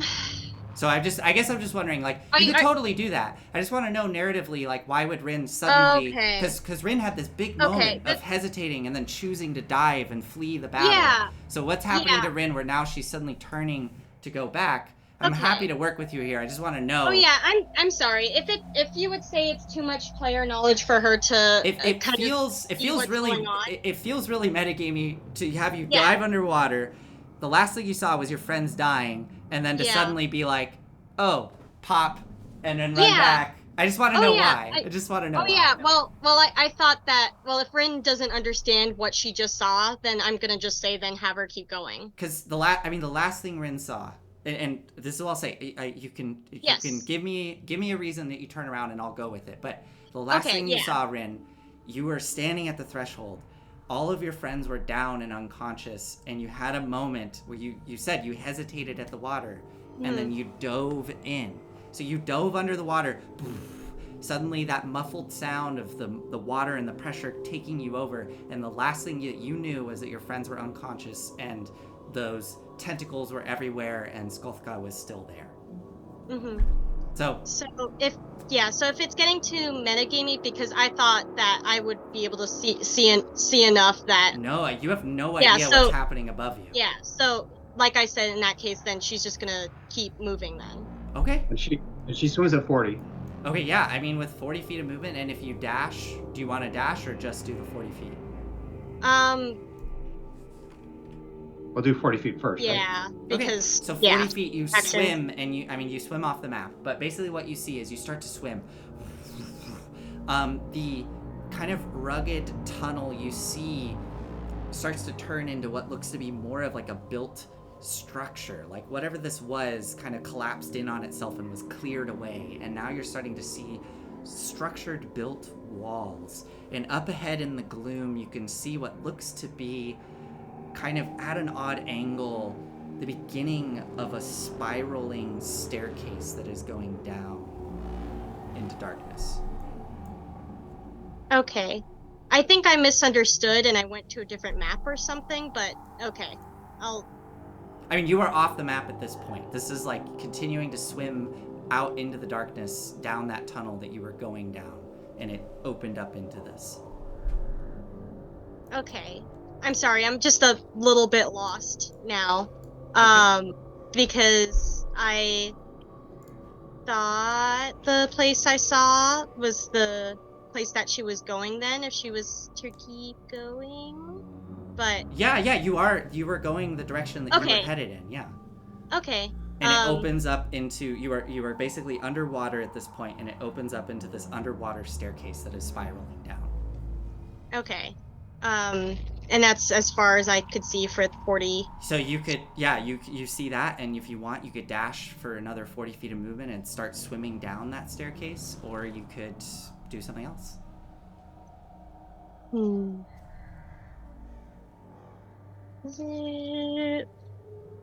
Sorry, looking at my options here.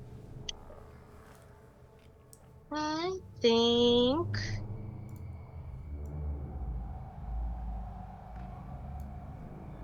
I'm going to have her break concentration.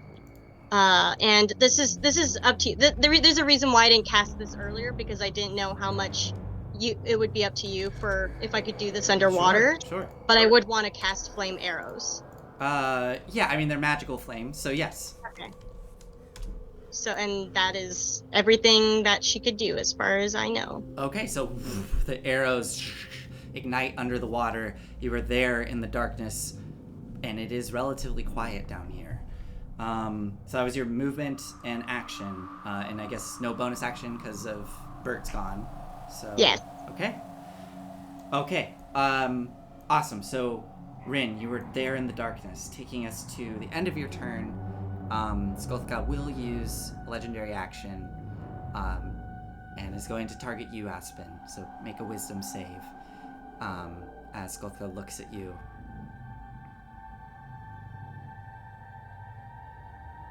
That is a failure. So you take 10 points, so you once more drop into unconsciousness. And Glum, you start to see Skolthka's wounds very imperceptibly kind of sealing shut a bit, and you see the strange circular mouth of Skolthka filled with all these raspy teeth and tongues, as Skolthka's mouth almost curls into a horrific smile. You have a horrific smile. Almost. On initiative count 20, layer actions.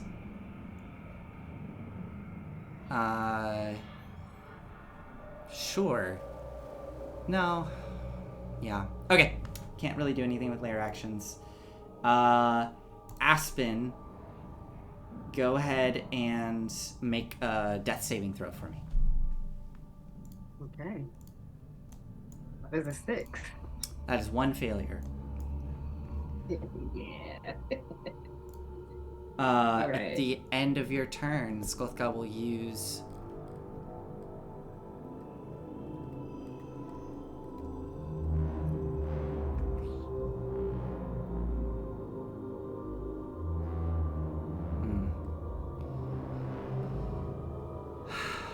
Skolthka is going to use a tail attack on Aspen, who is unconscious.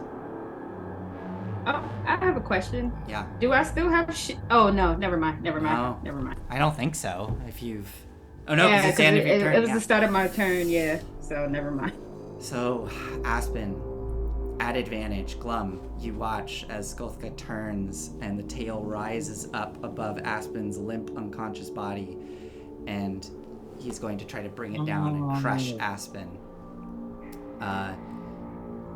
Here we go. This is at advantage, Aspen. That's a natural 20. So Aspen, what do your final moments look like as the tail comes down and crushes you? I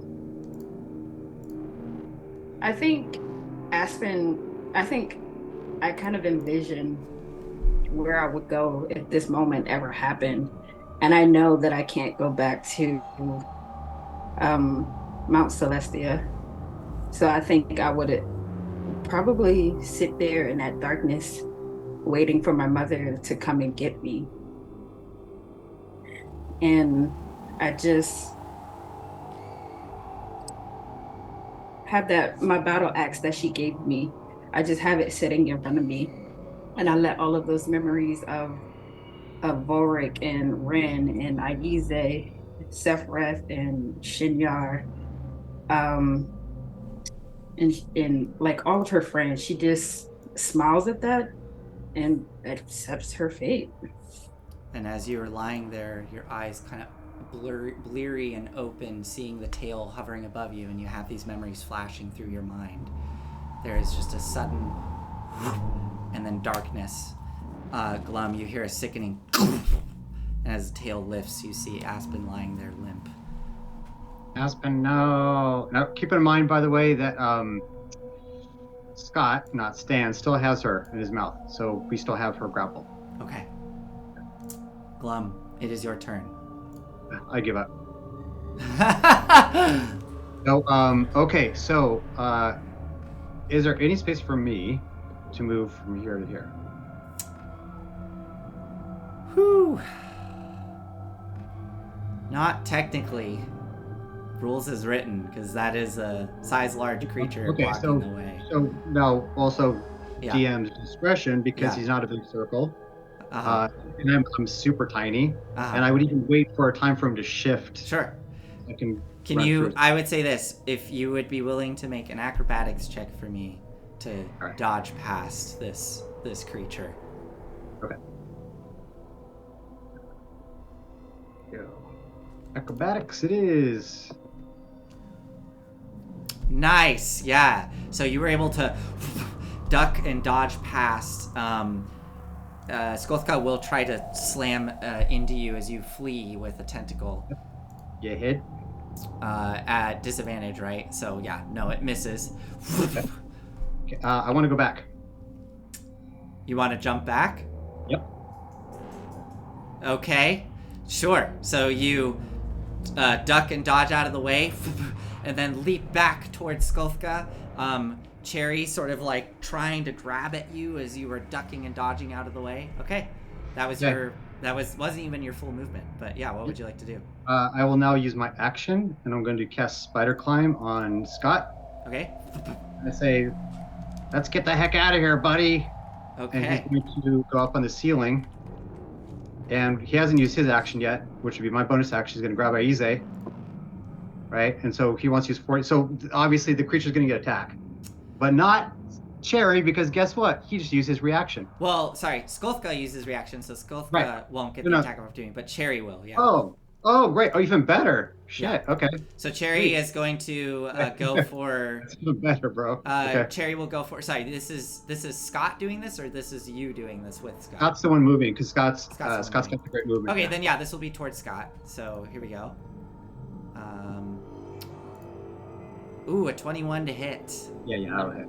Okay, so Scott's going to take 10 points of bludgeoning damage. We've got 27 left. Okay, right. So Scott holding Aspen, like, and so this is the thing that's tricky for me to understand. So Scott is designed to be the size to hold you, a gnome, correct? So yes. So I think he's moving at half speed, trying to carry. He'd have 20 movement. Yeah. 20 movement. Yeah. So yeah, he can move with Aspen at half speed, so 15 movement to get to there. Cool. And then 5 feet up the wall to get out. To go up through the little hole in the ceiling? Yes. Okay. Yeah, he's just starting to because it's a 10-foot hallway, so just starting to push up into that hole. So you're still kind of dangling in the space. Okay. And then how much movement do I have left? Wait, so is Scott holding Aspen and Aize? I guess. That seems. I Walk me through that. I would imagine by now that he's probably like flipped her up on his back or something, right? Okay, sure. So Well, I would so think you it's like have I'm- helped Scott pull Aspen limp onto the back of Scott. Scott is grabbing onto Aspen and pulling Aize up the side of the wall. Okay, Glum, that was your action and bonus, right? Yep. And Okay. and I still have like what 10 feet movement or Wait, something. have you used your bonus action? I did because Scott grappled. Scott grappled Aspen. That was last turn, though. No, Scott grappled Chris. Oh, Chris got it. Okay, yeah. So Yeah. okay. Did you use your action though? What was your action this round? That was spider. Spider climb. Yeah. Spider Oh. climb. Yeah. Okay. Okay, and so I'm gonna use the rest of my action. Rest of my movement. I'm gonna drop back down, You are okay.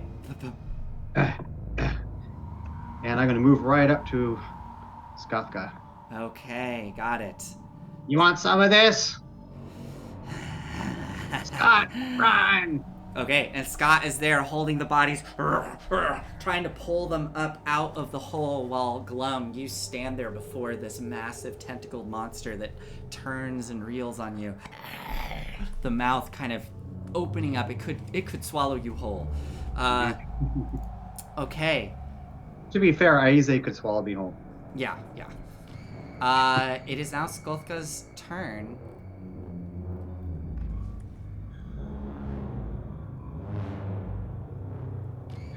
Let me see. Skolthka is going to... Sorry, Oh. one point of order. Yeah. Cherry goes right after me, doesn't she? Oh, yeah. Cherry, you're right. Thank you. Cherry might get some attention too. Oh, please, thank you. I need that, so thank you for that. Yeah, I mean, Cherry is going to slam into... Well, actually, let's find out if Cherry gets her Whelm ability back. She does. Yeah, she will push into Skolthka's space, consuming Skolthka, and is going to use her Whelm ability on Skolthka. So Skolthka makes a strength saving throw.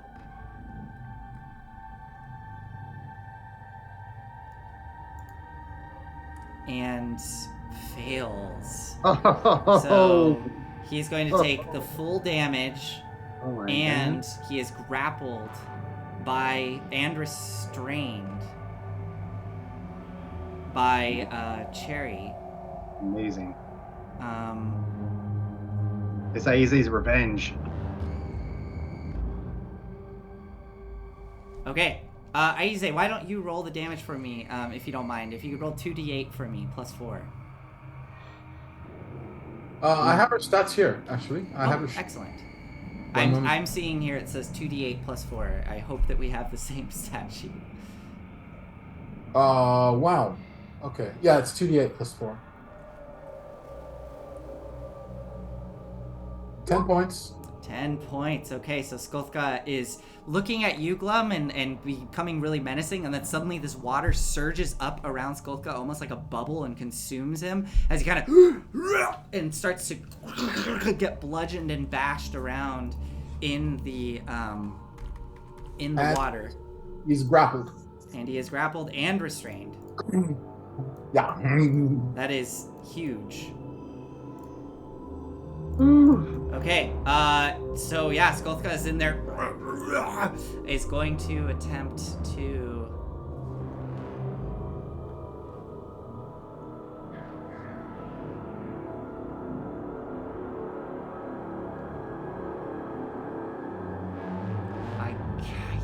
I guess he's going to...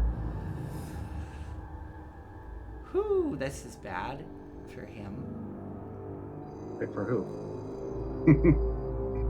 I think he's gonna use his action to try to break free. So he needs to get... I can tell you, it's DC 15 or DC 14. Well, the Whelm is DC 15. Breaking out of the bludgeoning DC 14. is DC 14. Yeah. Yeah. To Okay. get out of the grapple. Yeah. He's. Oh God, because otherwise these attacks would be at disadvantage. Well, 3 of those. Yeah. Okay. He's gonna try to break free. Here we go. Natural 20. So he breaks free, bursting from the grapple, looking at you, Glum. The eyebrows kind of furrow.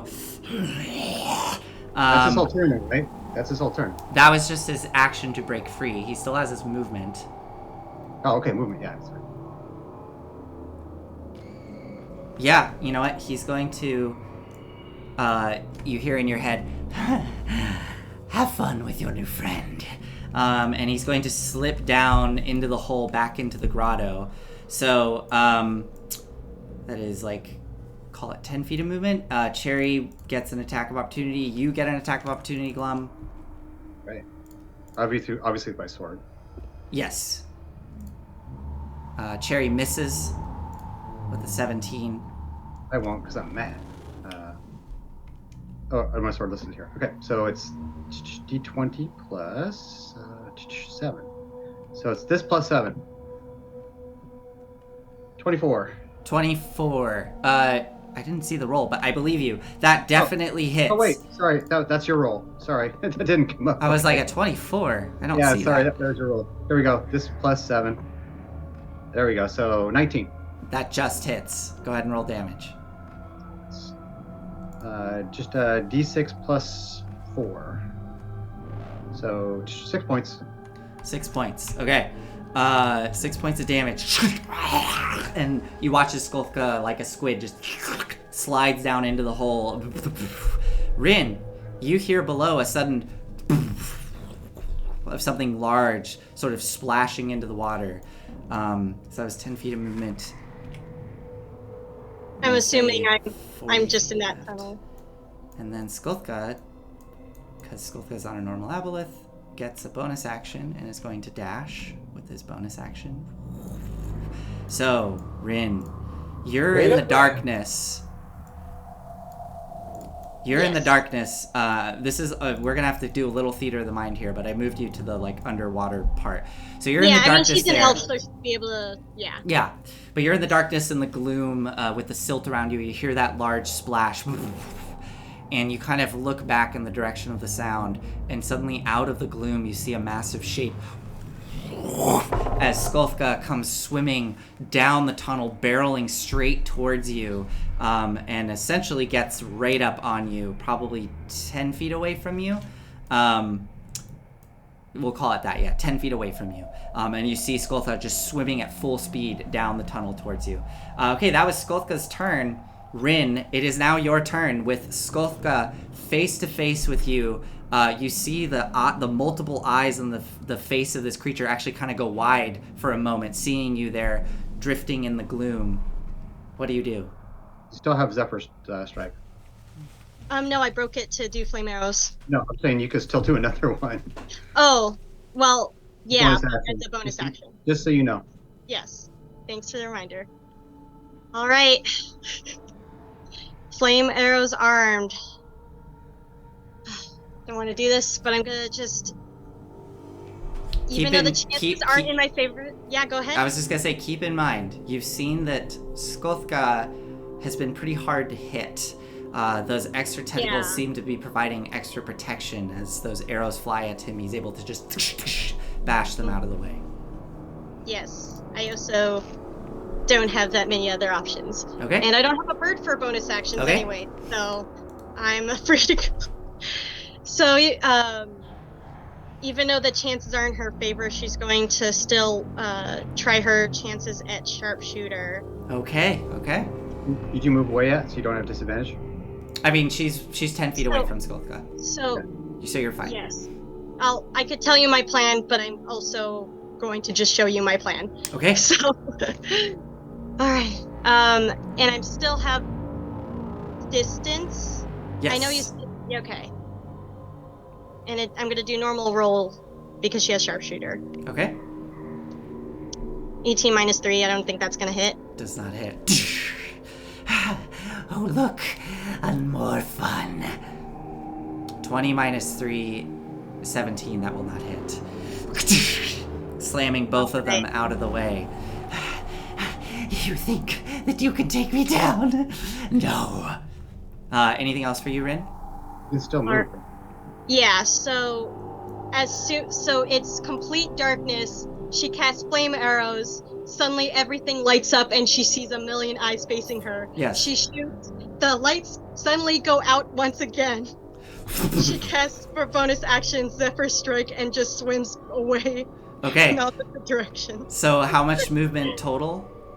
70. 70 feet. So 70 feet of movement. You are swimming. Partially. You are the only path you see forward, Rin, is to start swimming down that spiral staircase. That is all Yeah, that it's just is. gonna be back the way she came. So you start to swim with lightning speed, feeling it spiral and spin down into the darkness, and you're almost starting to feel dizzy as it continues to spiral, and you just hear the echoing voice in your head, oh good, run! That takes us to the end of your turn. Skolka can't do anything with his bonus action. With his legendary action. So, taking us to layer actions. Can't do anything with layer actions. Aspen is dead. Glum, you are up. Scott, you heard me. Tell the others. Scott will back to be raised. Scott will pull the bodies. Then I turn back down the corridor towards Cherry. Say, tell everyone I was a hero. so Scott, for his movement, he's going to move 40, carrying the body. Well, 20, I guess. Yeah. But he can. Oh, let's see. Yeah, I guess I'll just move 20. That's fine. Can you use your bonus action to have Scott dash? I could, but I'm going to fire at Cherry because I'm going down, but I'm not going down without a fight. Okay, so yeah, Scott gets... Scott, for all intents and purposes, is out of the battle, pulling the bodies away from this battle. And Glum, you are face to face with Cherry. All right. Here we go. Okay, what's his armor class? I'm doing sharpshooter, so it's not changing. I just want to know what I need to aim for. You're gonna do sharpshooter for all 3 attacks. Yep. Oh, yeah. Regardless of what I tell you. 100%. 100%. Okay. Yeah. It's a 14. Okay. Miss, hit for 19, so that'll be 9. Okay. And then. Oh, 9. Only 9 damage. What's half, right? Well, because you don't have a magical weapon. Okay. Well, no, I do. So his bow is magical, the crossbow. Oh, then that is 19 damage. Shit, take it all then. Yeah. Sorry, Cherry. Not really. Hit again. Nice. 18 more points. Her form is barely holding together, starting to dissolve and sort of fall apart, but she's just barely holding together. And then that's it for you, Glum? Yes. Okay, it is Cherry's turn. Let's see if Cherry gets her whelm back. She does not. So she is just going to... Yeah, she's just going to slam attack you. Okay. 2 attacks. Disadvantage, right? Yeah. Okay, so a 20 on the first one. Okay, so I'll have to use my shield spell. So let me burn one of my... Okay, so that is deflected, and then the next one, not at disadvantage, is a 16, but that definitely doesn't hit. And that was Cherry's turn. It is now Skolka's turn.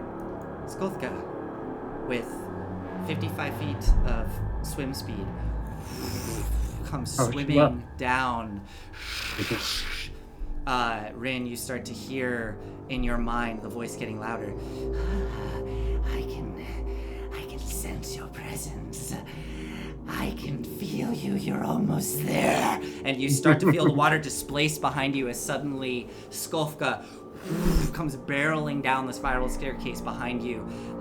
You are starting to see ahead of you in this darkened spiral slime clinging in goopy clumps in the water, clinging like algae, and it's sort of drifting through the water. And you see just ahead what looks to be almost like a translucent egg clinging to the side of the stairwell.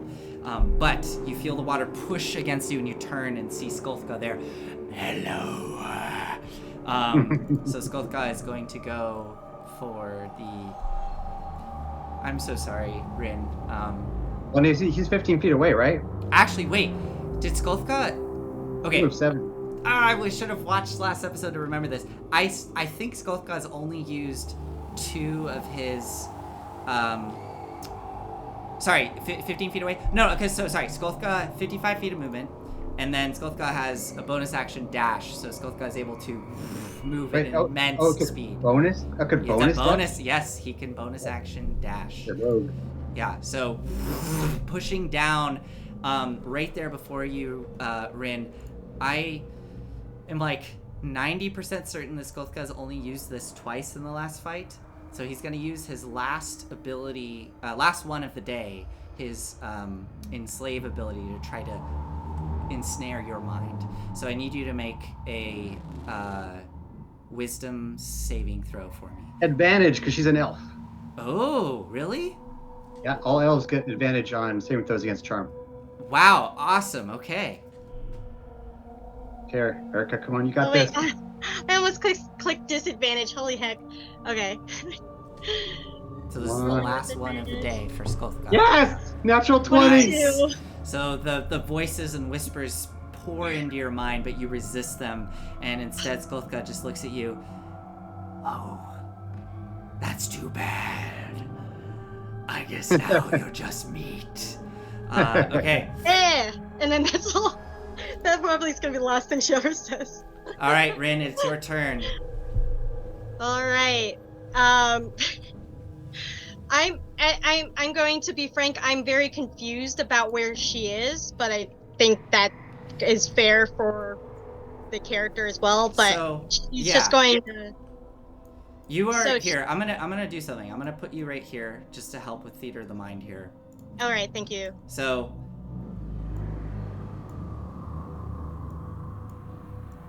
This is like a side view. The drawings. This is a side view, right? This is Yeah. this here is the big like underwater grotto that you were in. Mm-hmm. You dove in up here, which is where that pool was. And you it had to leads dive back. down, and you swam this way, and then you ended up in a stairwell here that is spiraling down, right? And you are currently on that spiral staircase, winding your way down into darkness. That was the only path you had available to you. Okay, so it's not going back the way, it's just going further. It's going further because in order to go back the way that you came, Skolthka was blocking that entire path. Okay. Yeah. I sort of thought it would just go back to the surface of the far left, but she's just gonna keep going. Yeah. So wait, Rin, you're just gonna keep swimming away from Skolthka? Yes. Okay. You can also use your action to either fire or run.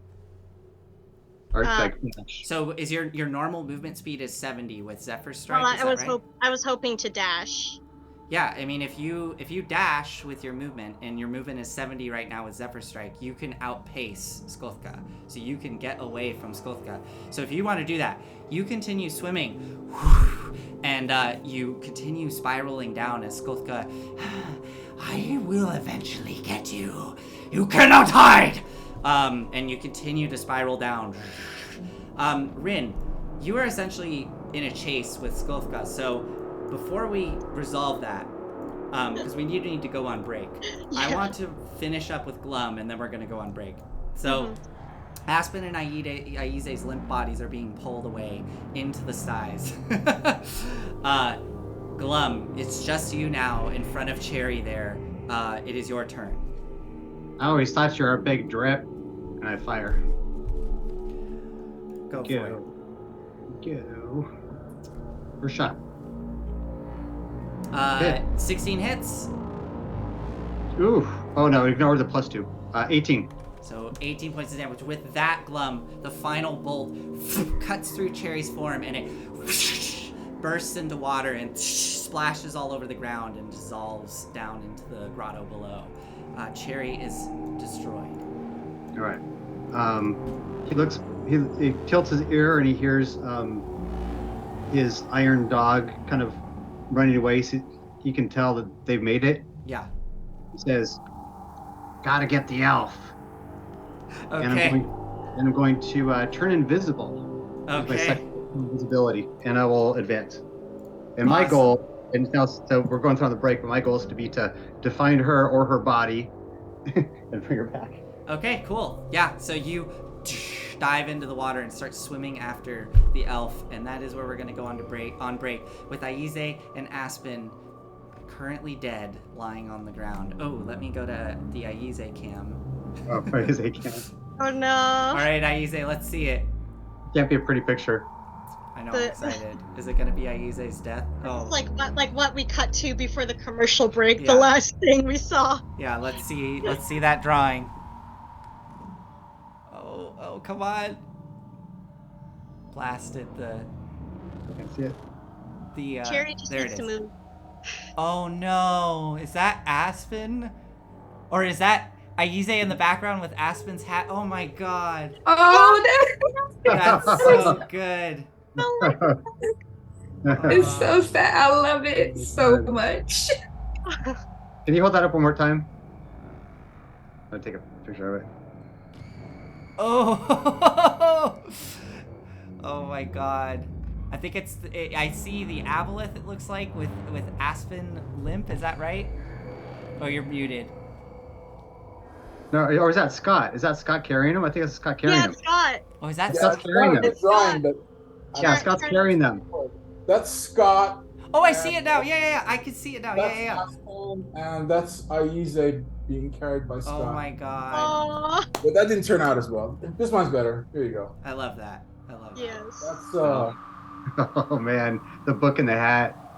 That's iconic. Yeah. I love that. All right, everybody. I know we went long.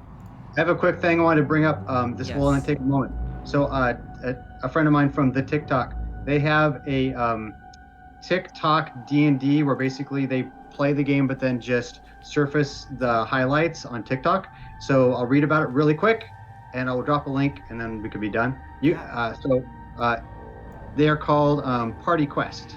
So step into the shadowy realm of Tales of Terror, an audio drama series that will send shivers down your spine and captivate your imagination. Unlike live play tabletop productions that suck, we craft the pure essence of the adventure, sans the dice rolls, providing you with a seamless and immersive listening experience. Follow us on TikTok for daily content and become a part of the expanding universe. Don't miss out on Explorer's Guide to Everything. Join our Patreon community to be part of the adventure. And I'm going to put the TikTok up there. You can go ahead and let us go. I can type it in while you log off. That's awesome. Yeah, please go check that out. I will tease that hopefully soon we're going to be having another guest joining us. I won't say when because we're kind of figuring out the details. But hopefully by next week I can drop more information about that as we kind of iron out the details. But we'll be having a guest joining us soon. So all these guys will get some more backup. Well, assuming we'll see what happens with Aspen and Aize. But yeah. And Glum. Yeah. All right. Thank you, everybody. We'll see you very shortly. We'll be right back.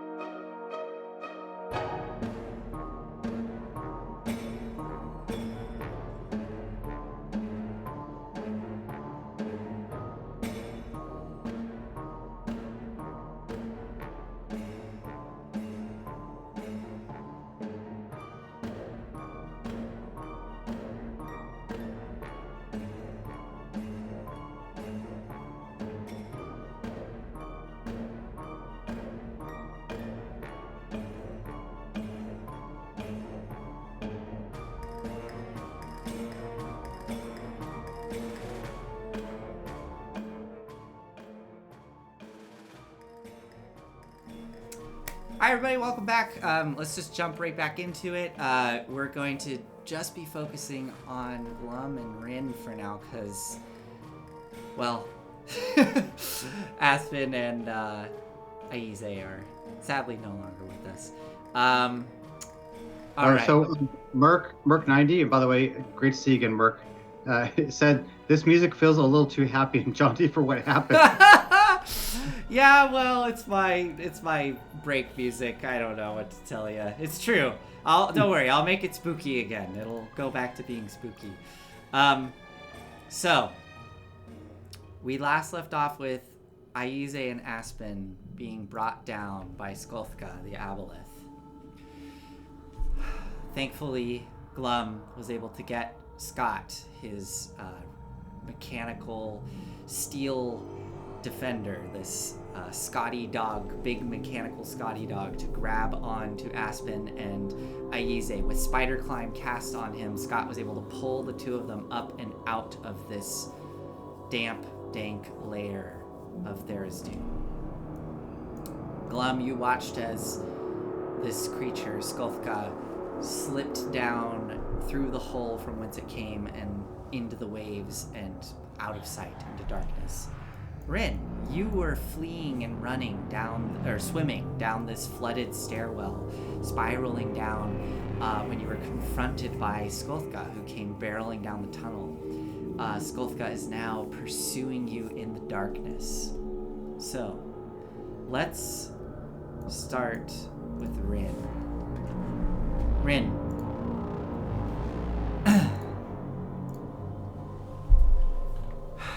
So Rin, last thing you saw behind you was the massive form of Skulthka, all of the glinting eyes and the tentacles and the tails, as Skulthka came barreling down this staircase and tried to ensnare your mind with his magic, but you bolted away.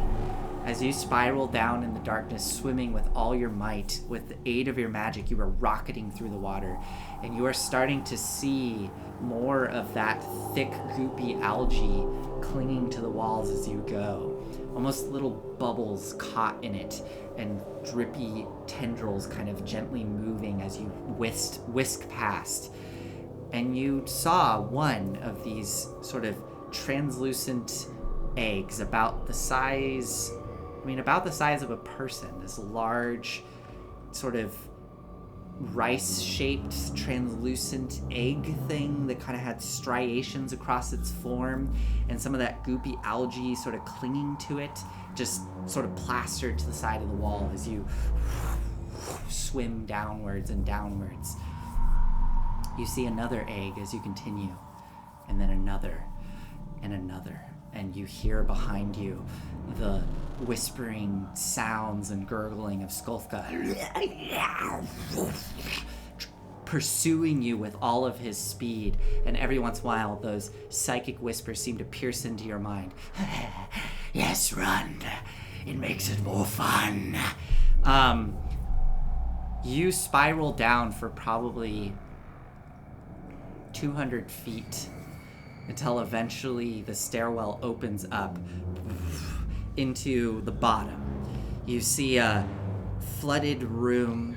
There is gunk and algae clinging to all the walls and slime, and there is a handful of these person-sized eggs plastered to the corners of the walls.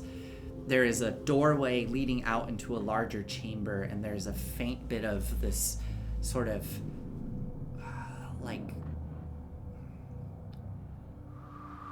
a greenish blue light pulsing in the other room, and the one doorway kind of opens up into a larger stone room, and everything is kind of at a slight angle, sort of Dutch angle, if you will. But you have made it to the bottom of the staircase. This is all happening like that, right? Because you were fleeing. Yes. You can still hear the creature coming from behind you. But what do you want to do? Do you want to... what do you want to do? So, I don't have a lot of time. But I'm going to have Rin cast Speak with Plants. And she's going to whisper to the algae, uh, where does that light follow to? Okay, you cast Speak with Plants and focus your consciousness on the algae clinging to the walls, and it is a weird sensation. These are not plants you are used to.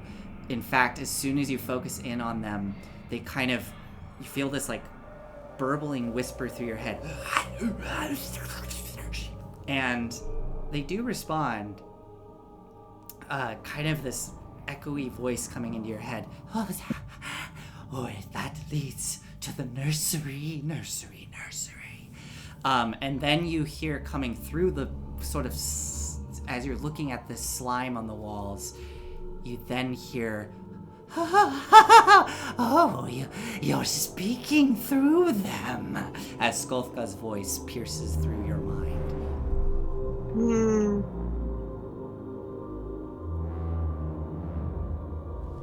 What would you like to do? I don't think Rin has much of a response to that.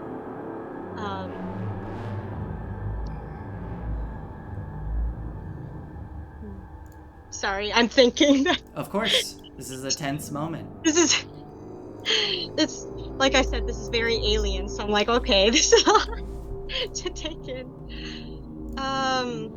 Erica, do you have any more second level spells left? No, because it's all on the same day. So You've used all your second level spells? Yep. I moved you to the map so you can kind of see so you have your bearings here. You've come to the bottom of this spiral staircase, and you can see there is a doorway exiting out that way, and then this room, and it's kind of filled with detritus, slime, algae, and these egg pods kind of glued to the walls.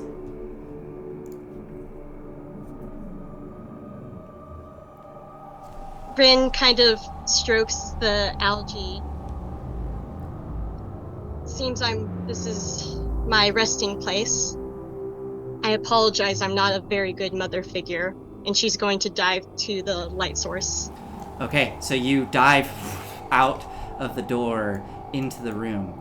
You come out into this room, and you can see this entire room. The walls are coated in that slime and algae, and there are dozens of these egg pods clinging to the walls. You see some of them kind of twitch and pulse as you enter the room. Off to your left, you can see that light. On the map, it is shown as kind of an orange light, but it is this like turquoise blue light that is pulsing. And you see that it is coming off of these runes that are carved into the stone itself, all along a massive hole in the stone that just drops down into utter darkness, far beyond the ability for your dark vision to reach. It just goes into an abyss. And these runes are kind of spiraling down the side of this hole, this abyssal hole, until eventually they kind of come to a stop just out of probably about 20 feet down. But they are all just gently pulsing.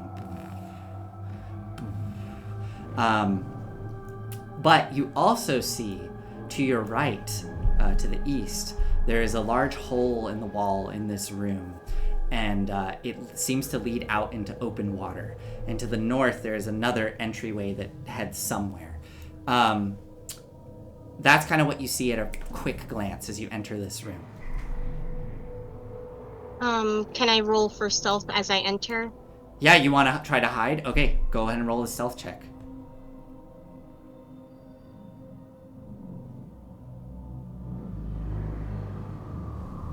Let me double check something, because I want to make sure I have everything supporting me, if I could.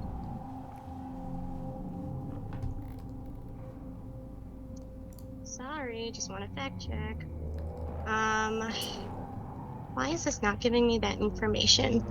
I want to make, because right now she's still wearing boots of elven kind. I don't know if that gives advantage to stealth.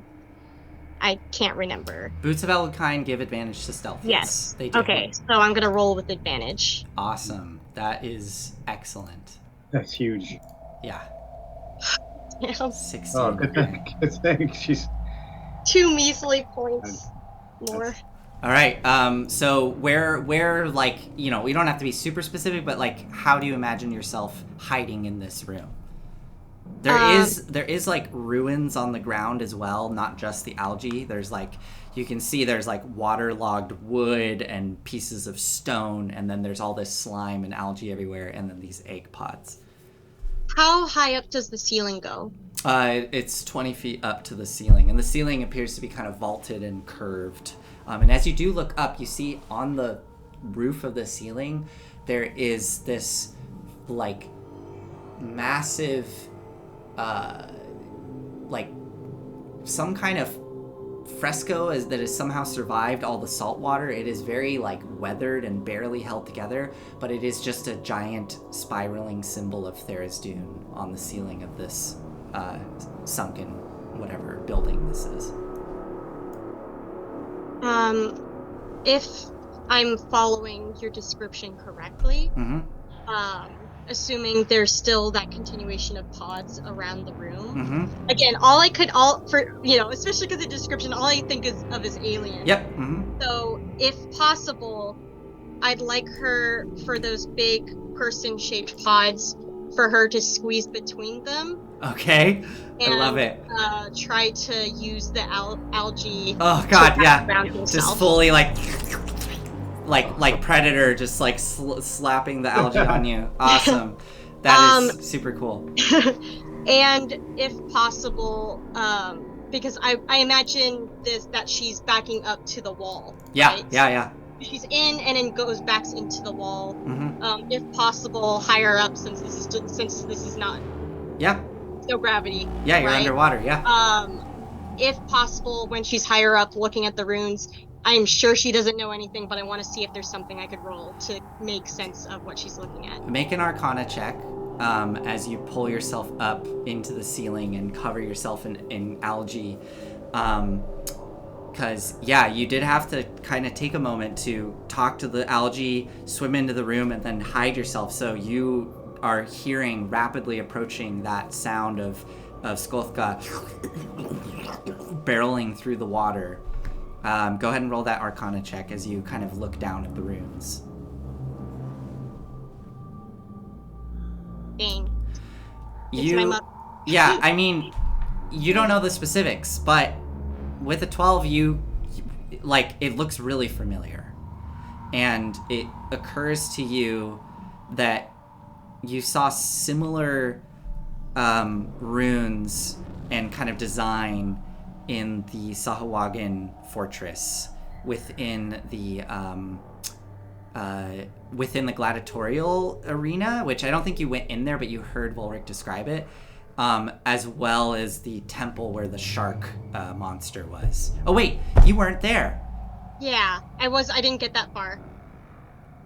Then I'm sorry. It would just been Sahuagin. I just revealed a bunch of information that you had no context for, so never mind.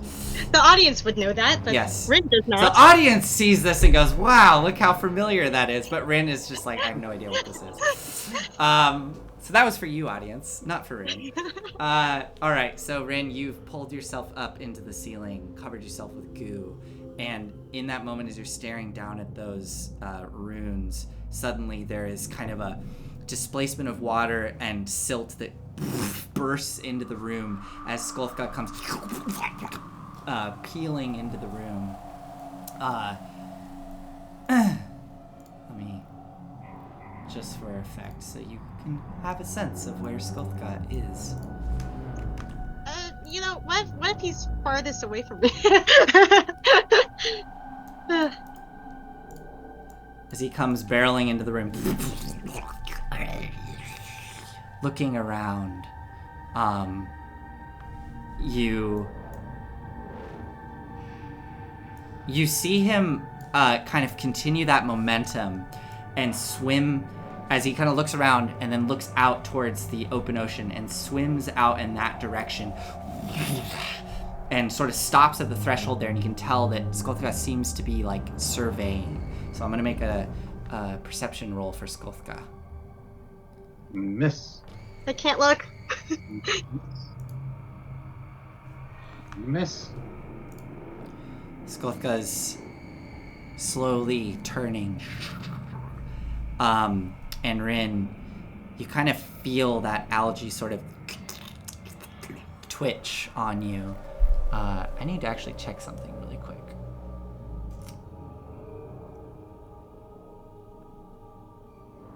Okay. God. You know what? I already rolled. I just gotta move forward.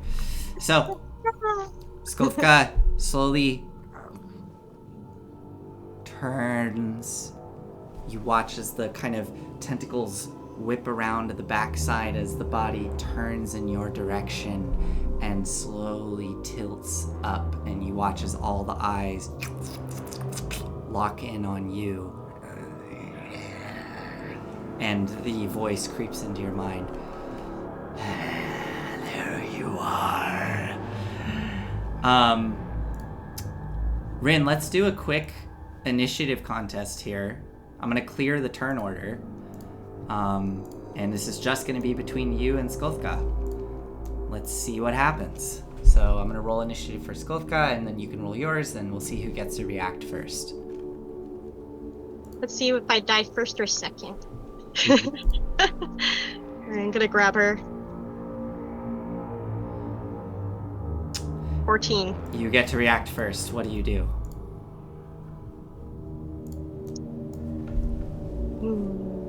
Right now, her movement is 40. Right. half Zephyr that Strike. right now. I would say. No, well, it wouldn't. Well, if we're being Oh, because fair, you would have dropped it with the Speak with Plants. Got it. So it would. So yes, your movement is 40.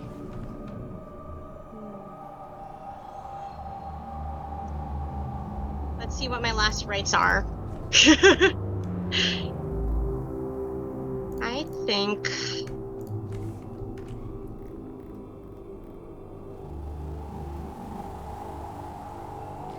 Rin is going to pull out her short sword.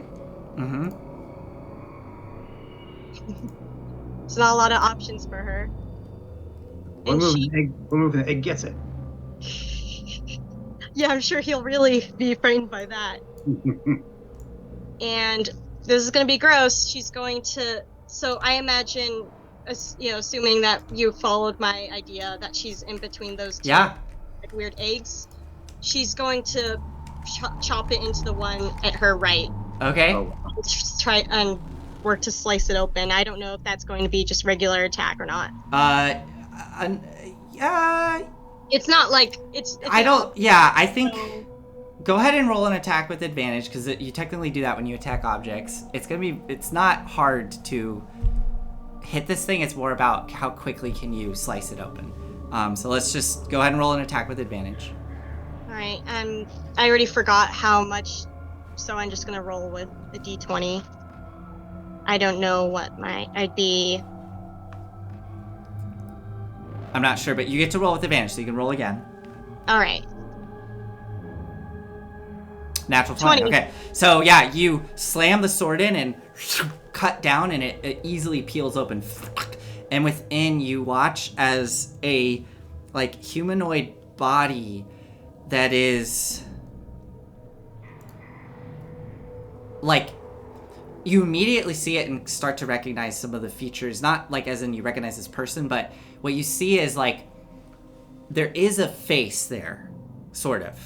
It's kind of smoothed out, and the skin is incredibly translucent, and where the neck would be has kind of started to form into one continuous bulb, and you see all these gills forming on the sides of where that neck would be, and you can see the bones under this translucent skin and all the organs sort of pulsing underneath, and this looks like a half formed one of those squid creature things that you fought up at the entryway. And you can see down where you would expect to see the tentacles of one of those creatures, there is still a full leg that is coming off of the hips, and on the other side there's 2 tentacles sprouting out where there would be legs. But this creature kind of and sort of starts to fall out of the egg sac and start to drift down towards the floor, leaving kind of this opening in the egg sac. What do you want to do? You've cut it open.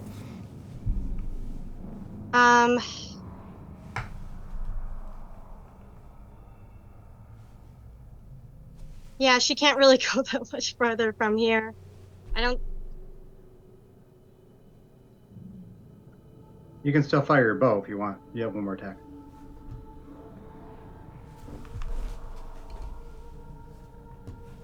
Yep. Let's go for it. Okay, so you cut the egg sac open and then take your bow out and aim at Skolthka and fire. This is underwater, so this is at disadvantage, unfortunately, because it's a bow. If it was sharpshooter, do you give or not? Man, that's a good question. I mean, I think sharpshooter only applies to, like, cover and, like, really precise shots. So, yeah. I think it's still at disadvantage, unfortunately. Alright. You got this, Eric. You're gonna roll 20. You got this. Bert's spirit is with you now. It's like it's Star Wars. Yeah. Sorry, I'm just pulling at straws here, but I am finished off with everything that I have.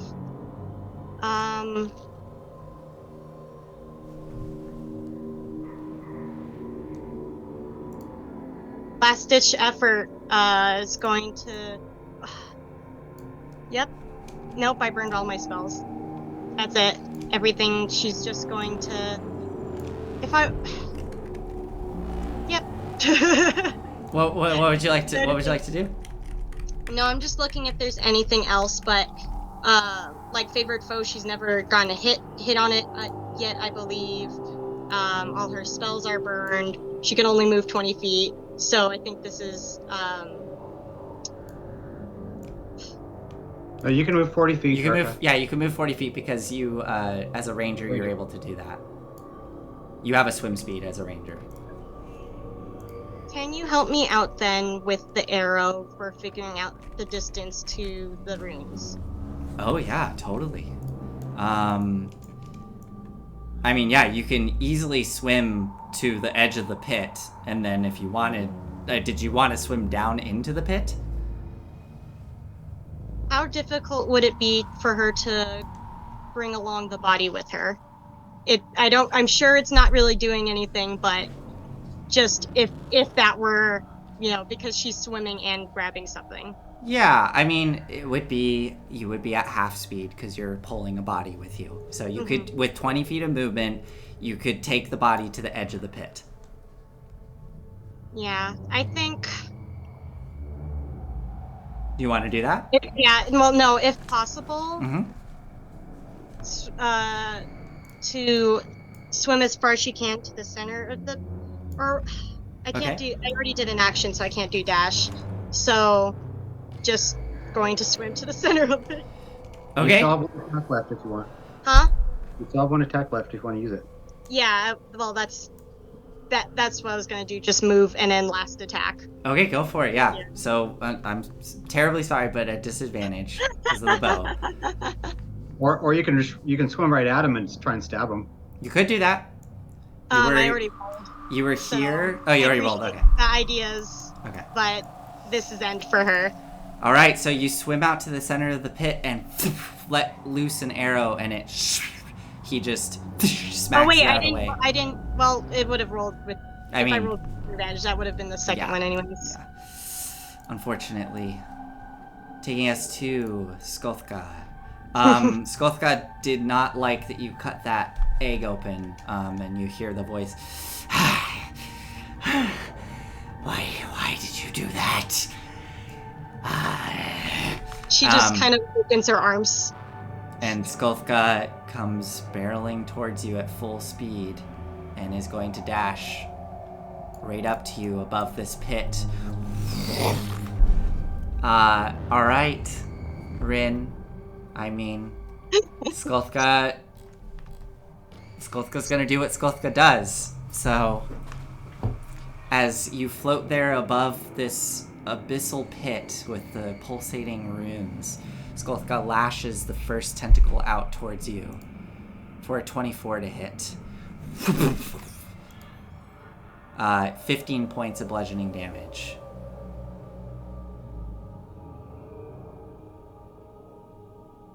Are you still up? She is still up. The next one comes in for a natural 20. Oh, God. I think that's more than 14. That's gonna be more than 14. So Rin goes unconscious as the next tentacle grabs onto you. I need you to make a Constitution saving throw for me.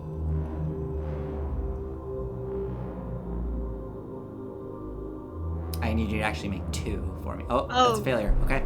So I think that's if you're looking for 2 and looking for a worst one. No, that's a failure. The worst one.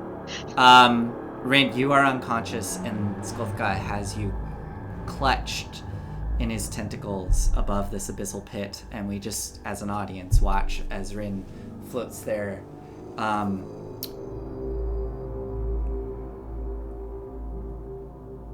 Yeah, Rin, let's do this really quick, because Skulthka doesn't actually crush you to death. He just holds you there with the tentacle, but I need you to make... Actually, I'll do this. Make 1 death saving throw for me first. And that's just rolling a d20. Just roll a d20, and you want to get a 10 or higher. Alright. Can't look. Okay, 16. so that's one success. Skulthka, as an audience, we see this Rin unconscious, eyes closed, bubbles kind of... Actually, I guess there's no bubbles because you can breathe water, but you're just lying there unconscious, being crushed by the tentacle. And Skulthka pulls you in, and these kind of smaller tentacles come out and try to, like, delicately investigate your body and try to stabilize you. And Skulthka succeeds. So Skulthka stabilizes you with a medicine check, and we watch as Skulthka seems to suture the wounds close with the tentacles and then pull Rin in and start to drift over towards the wall. And the last thing we see is Rin being placed against the wall. And then from underneath Skulthka's jaw, this sort of like mucus starts to and start to splatter onto the wall, sticking Rin to the wall. And we're gonna cut away to Glum. That's terrible. It's great. Glum. So, Glum, you are invisible, and you are still up top. You dove into the hole that Skulthka slinked through, right? Mm-hmm. Okay, so I'm going to show you the little drawing that I showed Erica. So, if you see here on the map, do you see this?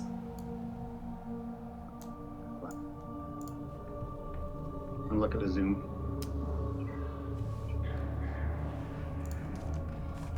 Over here. Yes. Okay. So you see this little drawing. So if you imagine that you were kind of up here, right, in this hallway, and you jump down into this grotto. So you've jumped down into the grotto, and sorry. To be clear, I would have wanted to go where I thought Rin went, and I know she didn't jump. Oh, down right. Okay, yeah. So you run over through the Temple of Tharizdun, and you run past the cultists that are still trying to break free from the web that is there.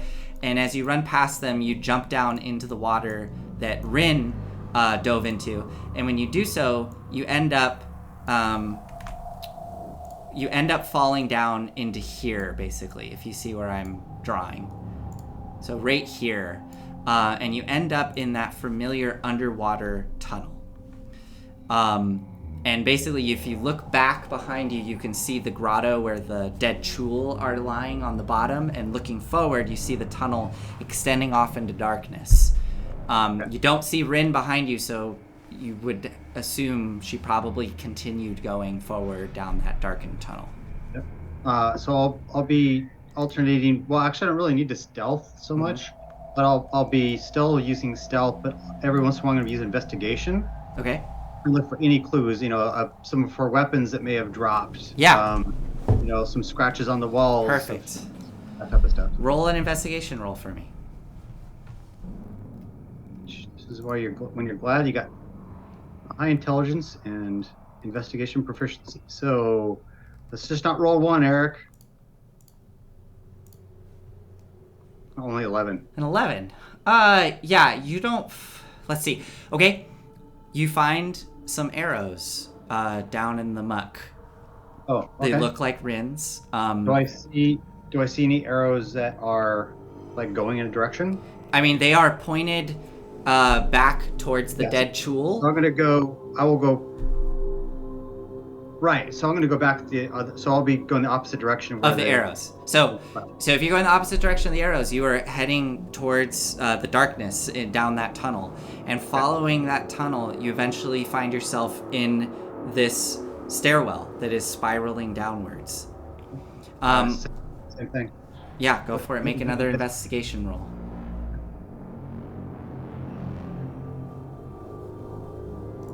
Nine. Yeah, you don't find any more clues here. You just see that stairwell continuing downwards. Yeah, I'll just keep going down. Okay, Glum, you start to swim down into the darkness, and it spirals and spirals and spirals, and you do start to feel yourself almost becoming dizzy. This continues for a good 200 feet or more, and as you get deeper and deeper, you can feel the pressure pushing in on your head, and you see those big globs of algae and slime starting to form on the walls. You eventually come to that first egg that Rin encountered, and you see this sort of person-sized egg glued to the wall, kind of rice-shaped with like striations across it, kind of translucent skin almost on it, but the spiral staircase continues down with more slime. Does it look like there's something in the egg? You swim up to it and kind of look, and even without making a roll, you can sort of see through the translucent membrane, and you can see there is like a darkened shape inside there that is sort of gently twitching every once in a while. So here's an important question. If it's not dead, and then it's not an attack, right? If I cut something?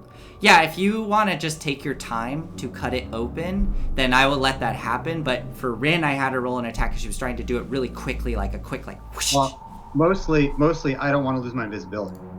Oh, got it. Yeah, I mean, I guess it's just interacting with an object if you're just slowly like... Yeah. So I'm thinking that Skathka cares about these things, and so I have a plan. So I'm going to cut one open, and then swim to the opposite side of the wall and see if anything happens. Okay. So you take a moment and you slowly peel open this this egg. Yes. Sorry, I'm trying to do something on my end here that is distracting me. I was trying to get a map up so people could see, and it's just a little distracting. So you want to cut it open and then peel off to the side and see what happens. That's your plan? Yeah. I mean, Okay. I'm not going too long, so that spell lasts for an hour. Okay.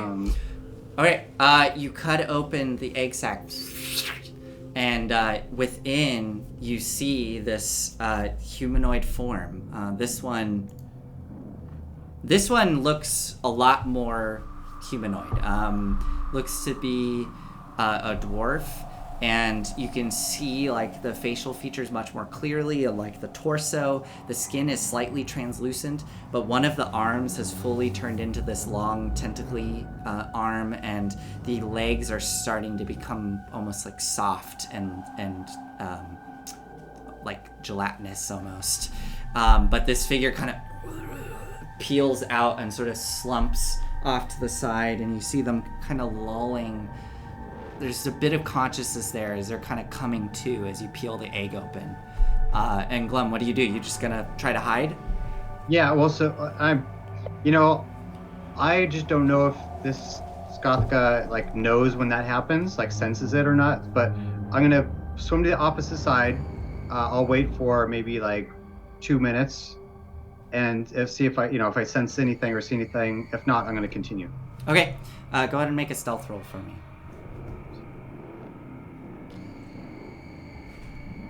Mm.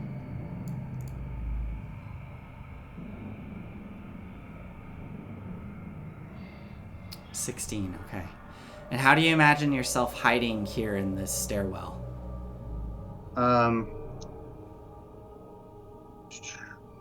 Probably towards the ceiling, like trying to find what. I mean, it's not pitch black, right? Because of the translucent stuff. No, it is pitch black. It is pitch black. Let's see. I would look for any irregularities that there must be. If this looks like, is this place like partially collapsed and things? Yeah, so you swim up towards the ceiling, and it is, like kind of the underside of the stone stairs above. So you're able to kind of push yourself up into the little, like reverse staircase up there, and sort of holding to the ceiling, you wait quietly. You watch over the next minute as that figure their eyes start to flicker, and they kind of come to consciousness and looking down at their body, and they kind of start to and trying to move in this awkward way as they're just uncomfortably half transformed. Their legs aren't really working. They're trying to reach out with their arm, and you just watch as the tentacle kind of sloshes through the water. You continue to wait. Only 2 minutes, yeah. Only 2 minutes?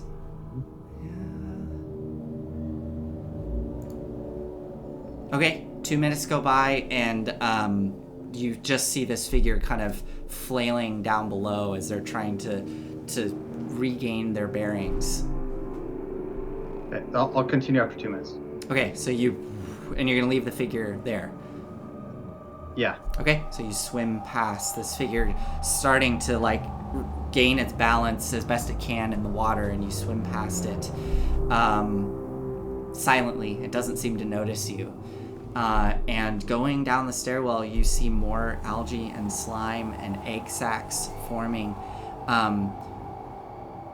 Just as you're starting to see the stairwell opening up into a larger space, you hear movement up ahead as something large is kind of moving through the water.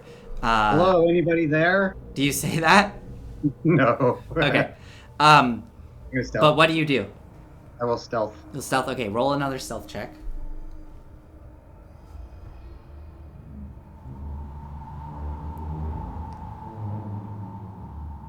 So 19, right? Because it's the first roll. Okay. Yes. All right. So as you push up into the ceiling, you hear that movement and suddenly see kind of silt and slime displaced and move into the stairwell as something large enters the stairwell, and you see the tentacles trailing behind Skolthka as Skolthka comes swimming with speed up the stairs. Skolthka gets probably within 10 feet of you as he's kind of spiraling up the stairs, and then suddenly you watch as all the eyes sort of darting around lock onto you, and Skolthka comes to a stop. Remember, I'm invisible. Oh, you're invisible! He might hear me. Oh my god, you're invisible, that's right. Ooh, okay, I'm gonna give Skolthka disadvantage on this then, because he's also, yeah. Okay, yeah. Okay, then, sorry, the eyes are darting around as Skolthka's swimming. Skolthka swims past you and gets past you about 10 feet up the stairwell, and then kind of drifts to a stop. The tentacles undulating in the water.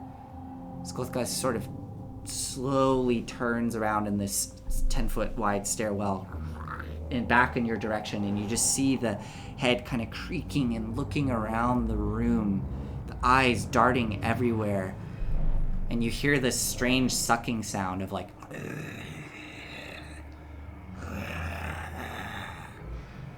And you hear kind of like through the water, very broken, kind of common.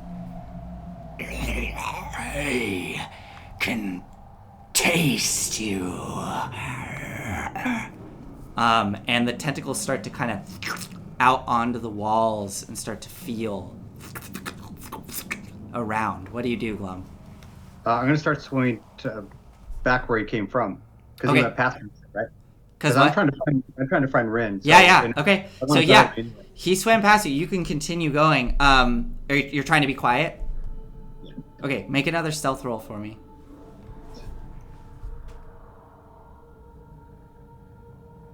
A 13. Okay. Skolthka, as you dart off and start to swim towards Rin, Skolthka immediately senses the movement, and a tentacle lashes out and slams into where you were. Another, I guess he can't make attacks of opportunity, but he can make an attack roll at disadvantage, right? Because you're invisible? If you've determined he knows where I am, yes. I mean, yeah, he rolled a higher perception roll, even at disadvantage. Notice the movement in the water, so he's going to attack with disadvantage. The tentacle, it's a 12, so slams into the stone, but you dart away, and now Skolthka is trying to desperately follow your invisible form. Glum, you get to the bottom of the stairwell. Let me move you to the map where Rin was.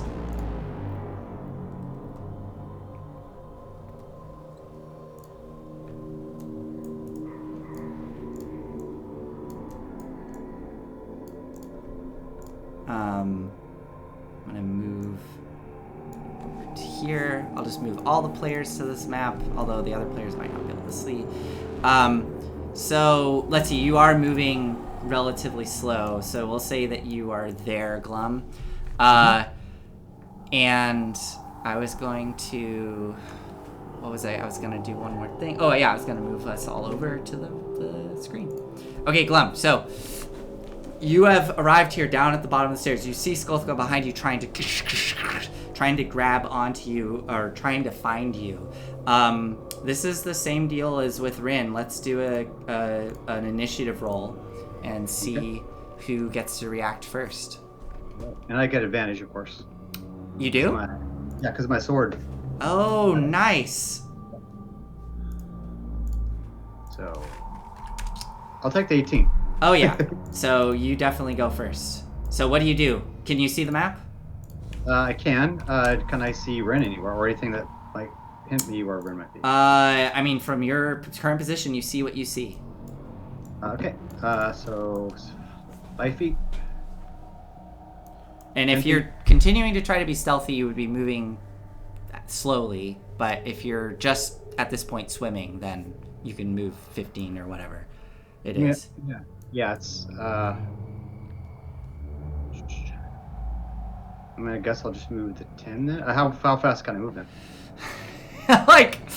You can move and dash for 10 feet if you're trying to be quiet. Oh, no, you can't, because you have to stealth. So it would be 5 feet of movement. I'm sorry.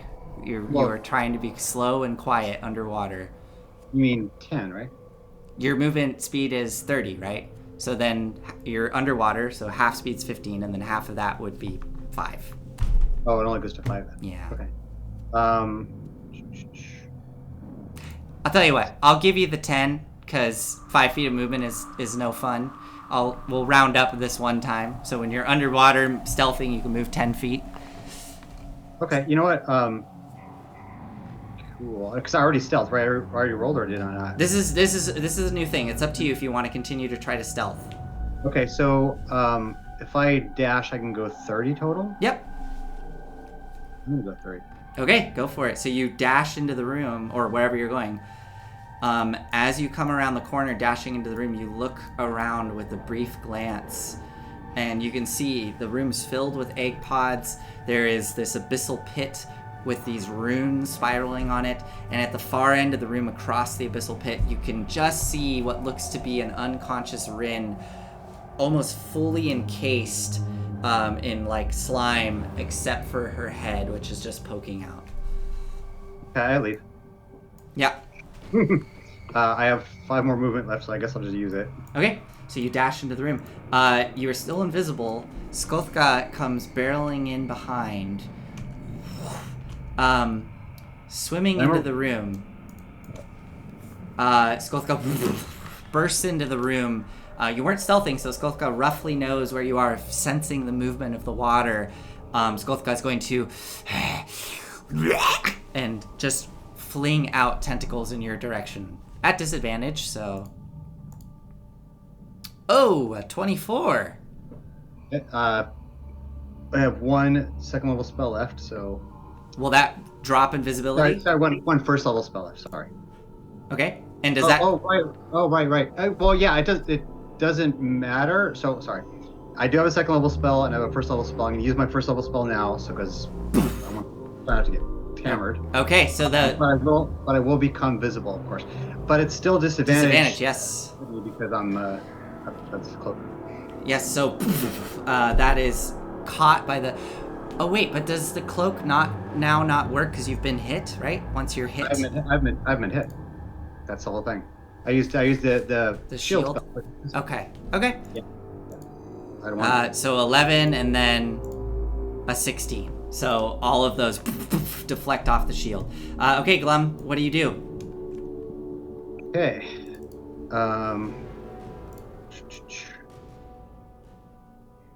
I'm going to... How hurt does he look? He looks pretty hurt. Okay.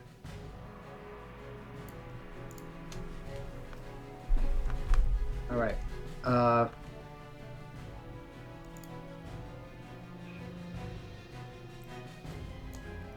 Well, I could use my second level spell to do a shield spell, right? To do a shield spell? You just did a shield spell. No, I'm saying, so I had a first, a second, and a third, right? Yeah, you could have used second level. It wouldn't have gotten you anything extra. I'm not gonna know, because I'm anticipating next round when he attacks me again. So I'm going to go ahead then and burn my third level spell. Okay. And I'm gonna cast haste on myself. Okay. What, you want a party?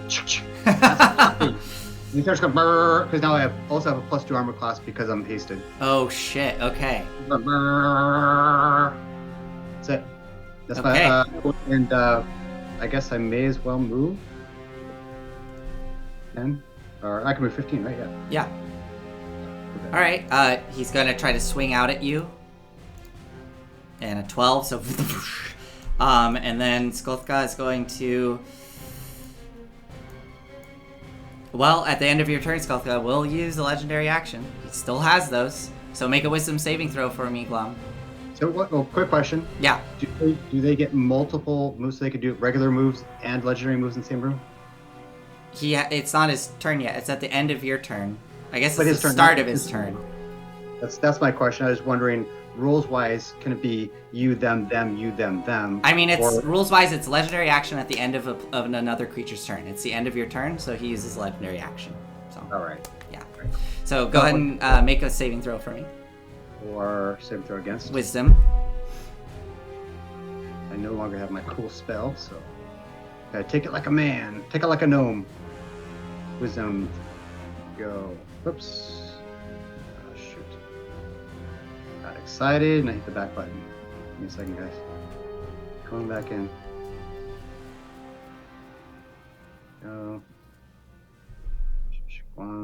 Okay, it's coming up. I have a +1, so probably won't make whatever it is. But let's find out.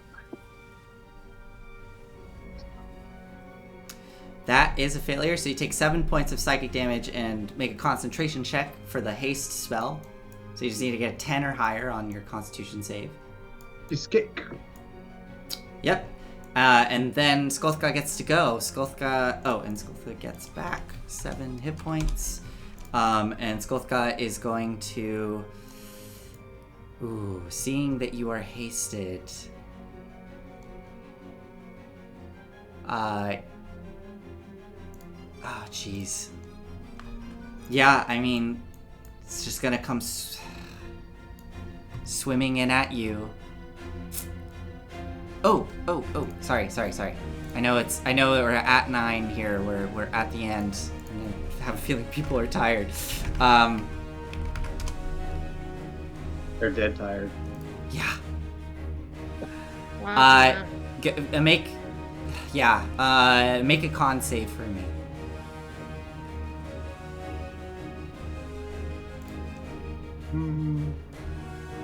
Let's do this.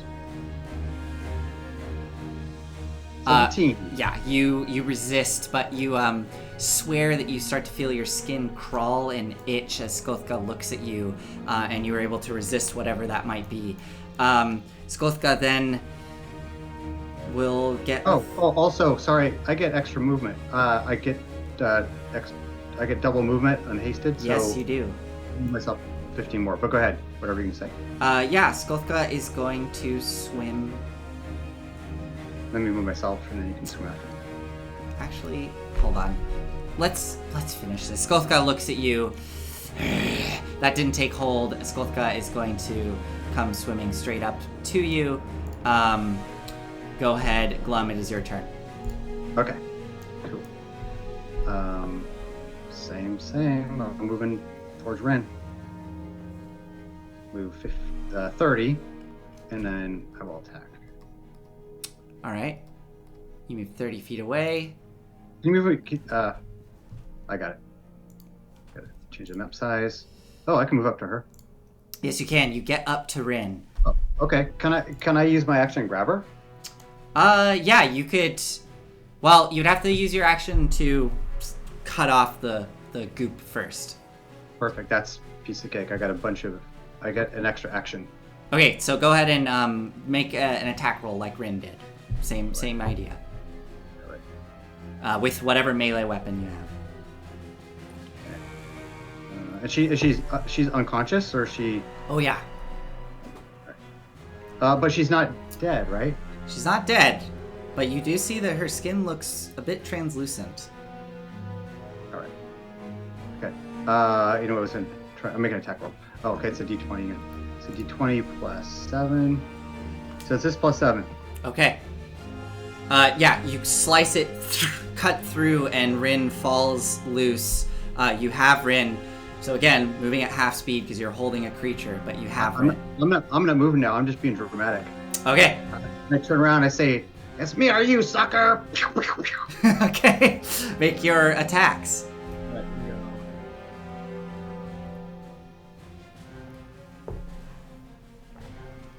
One, two, three.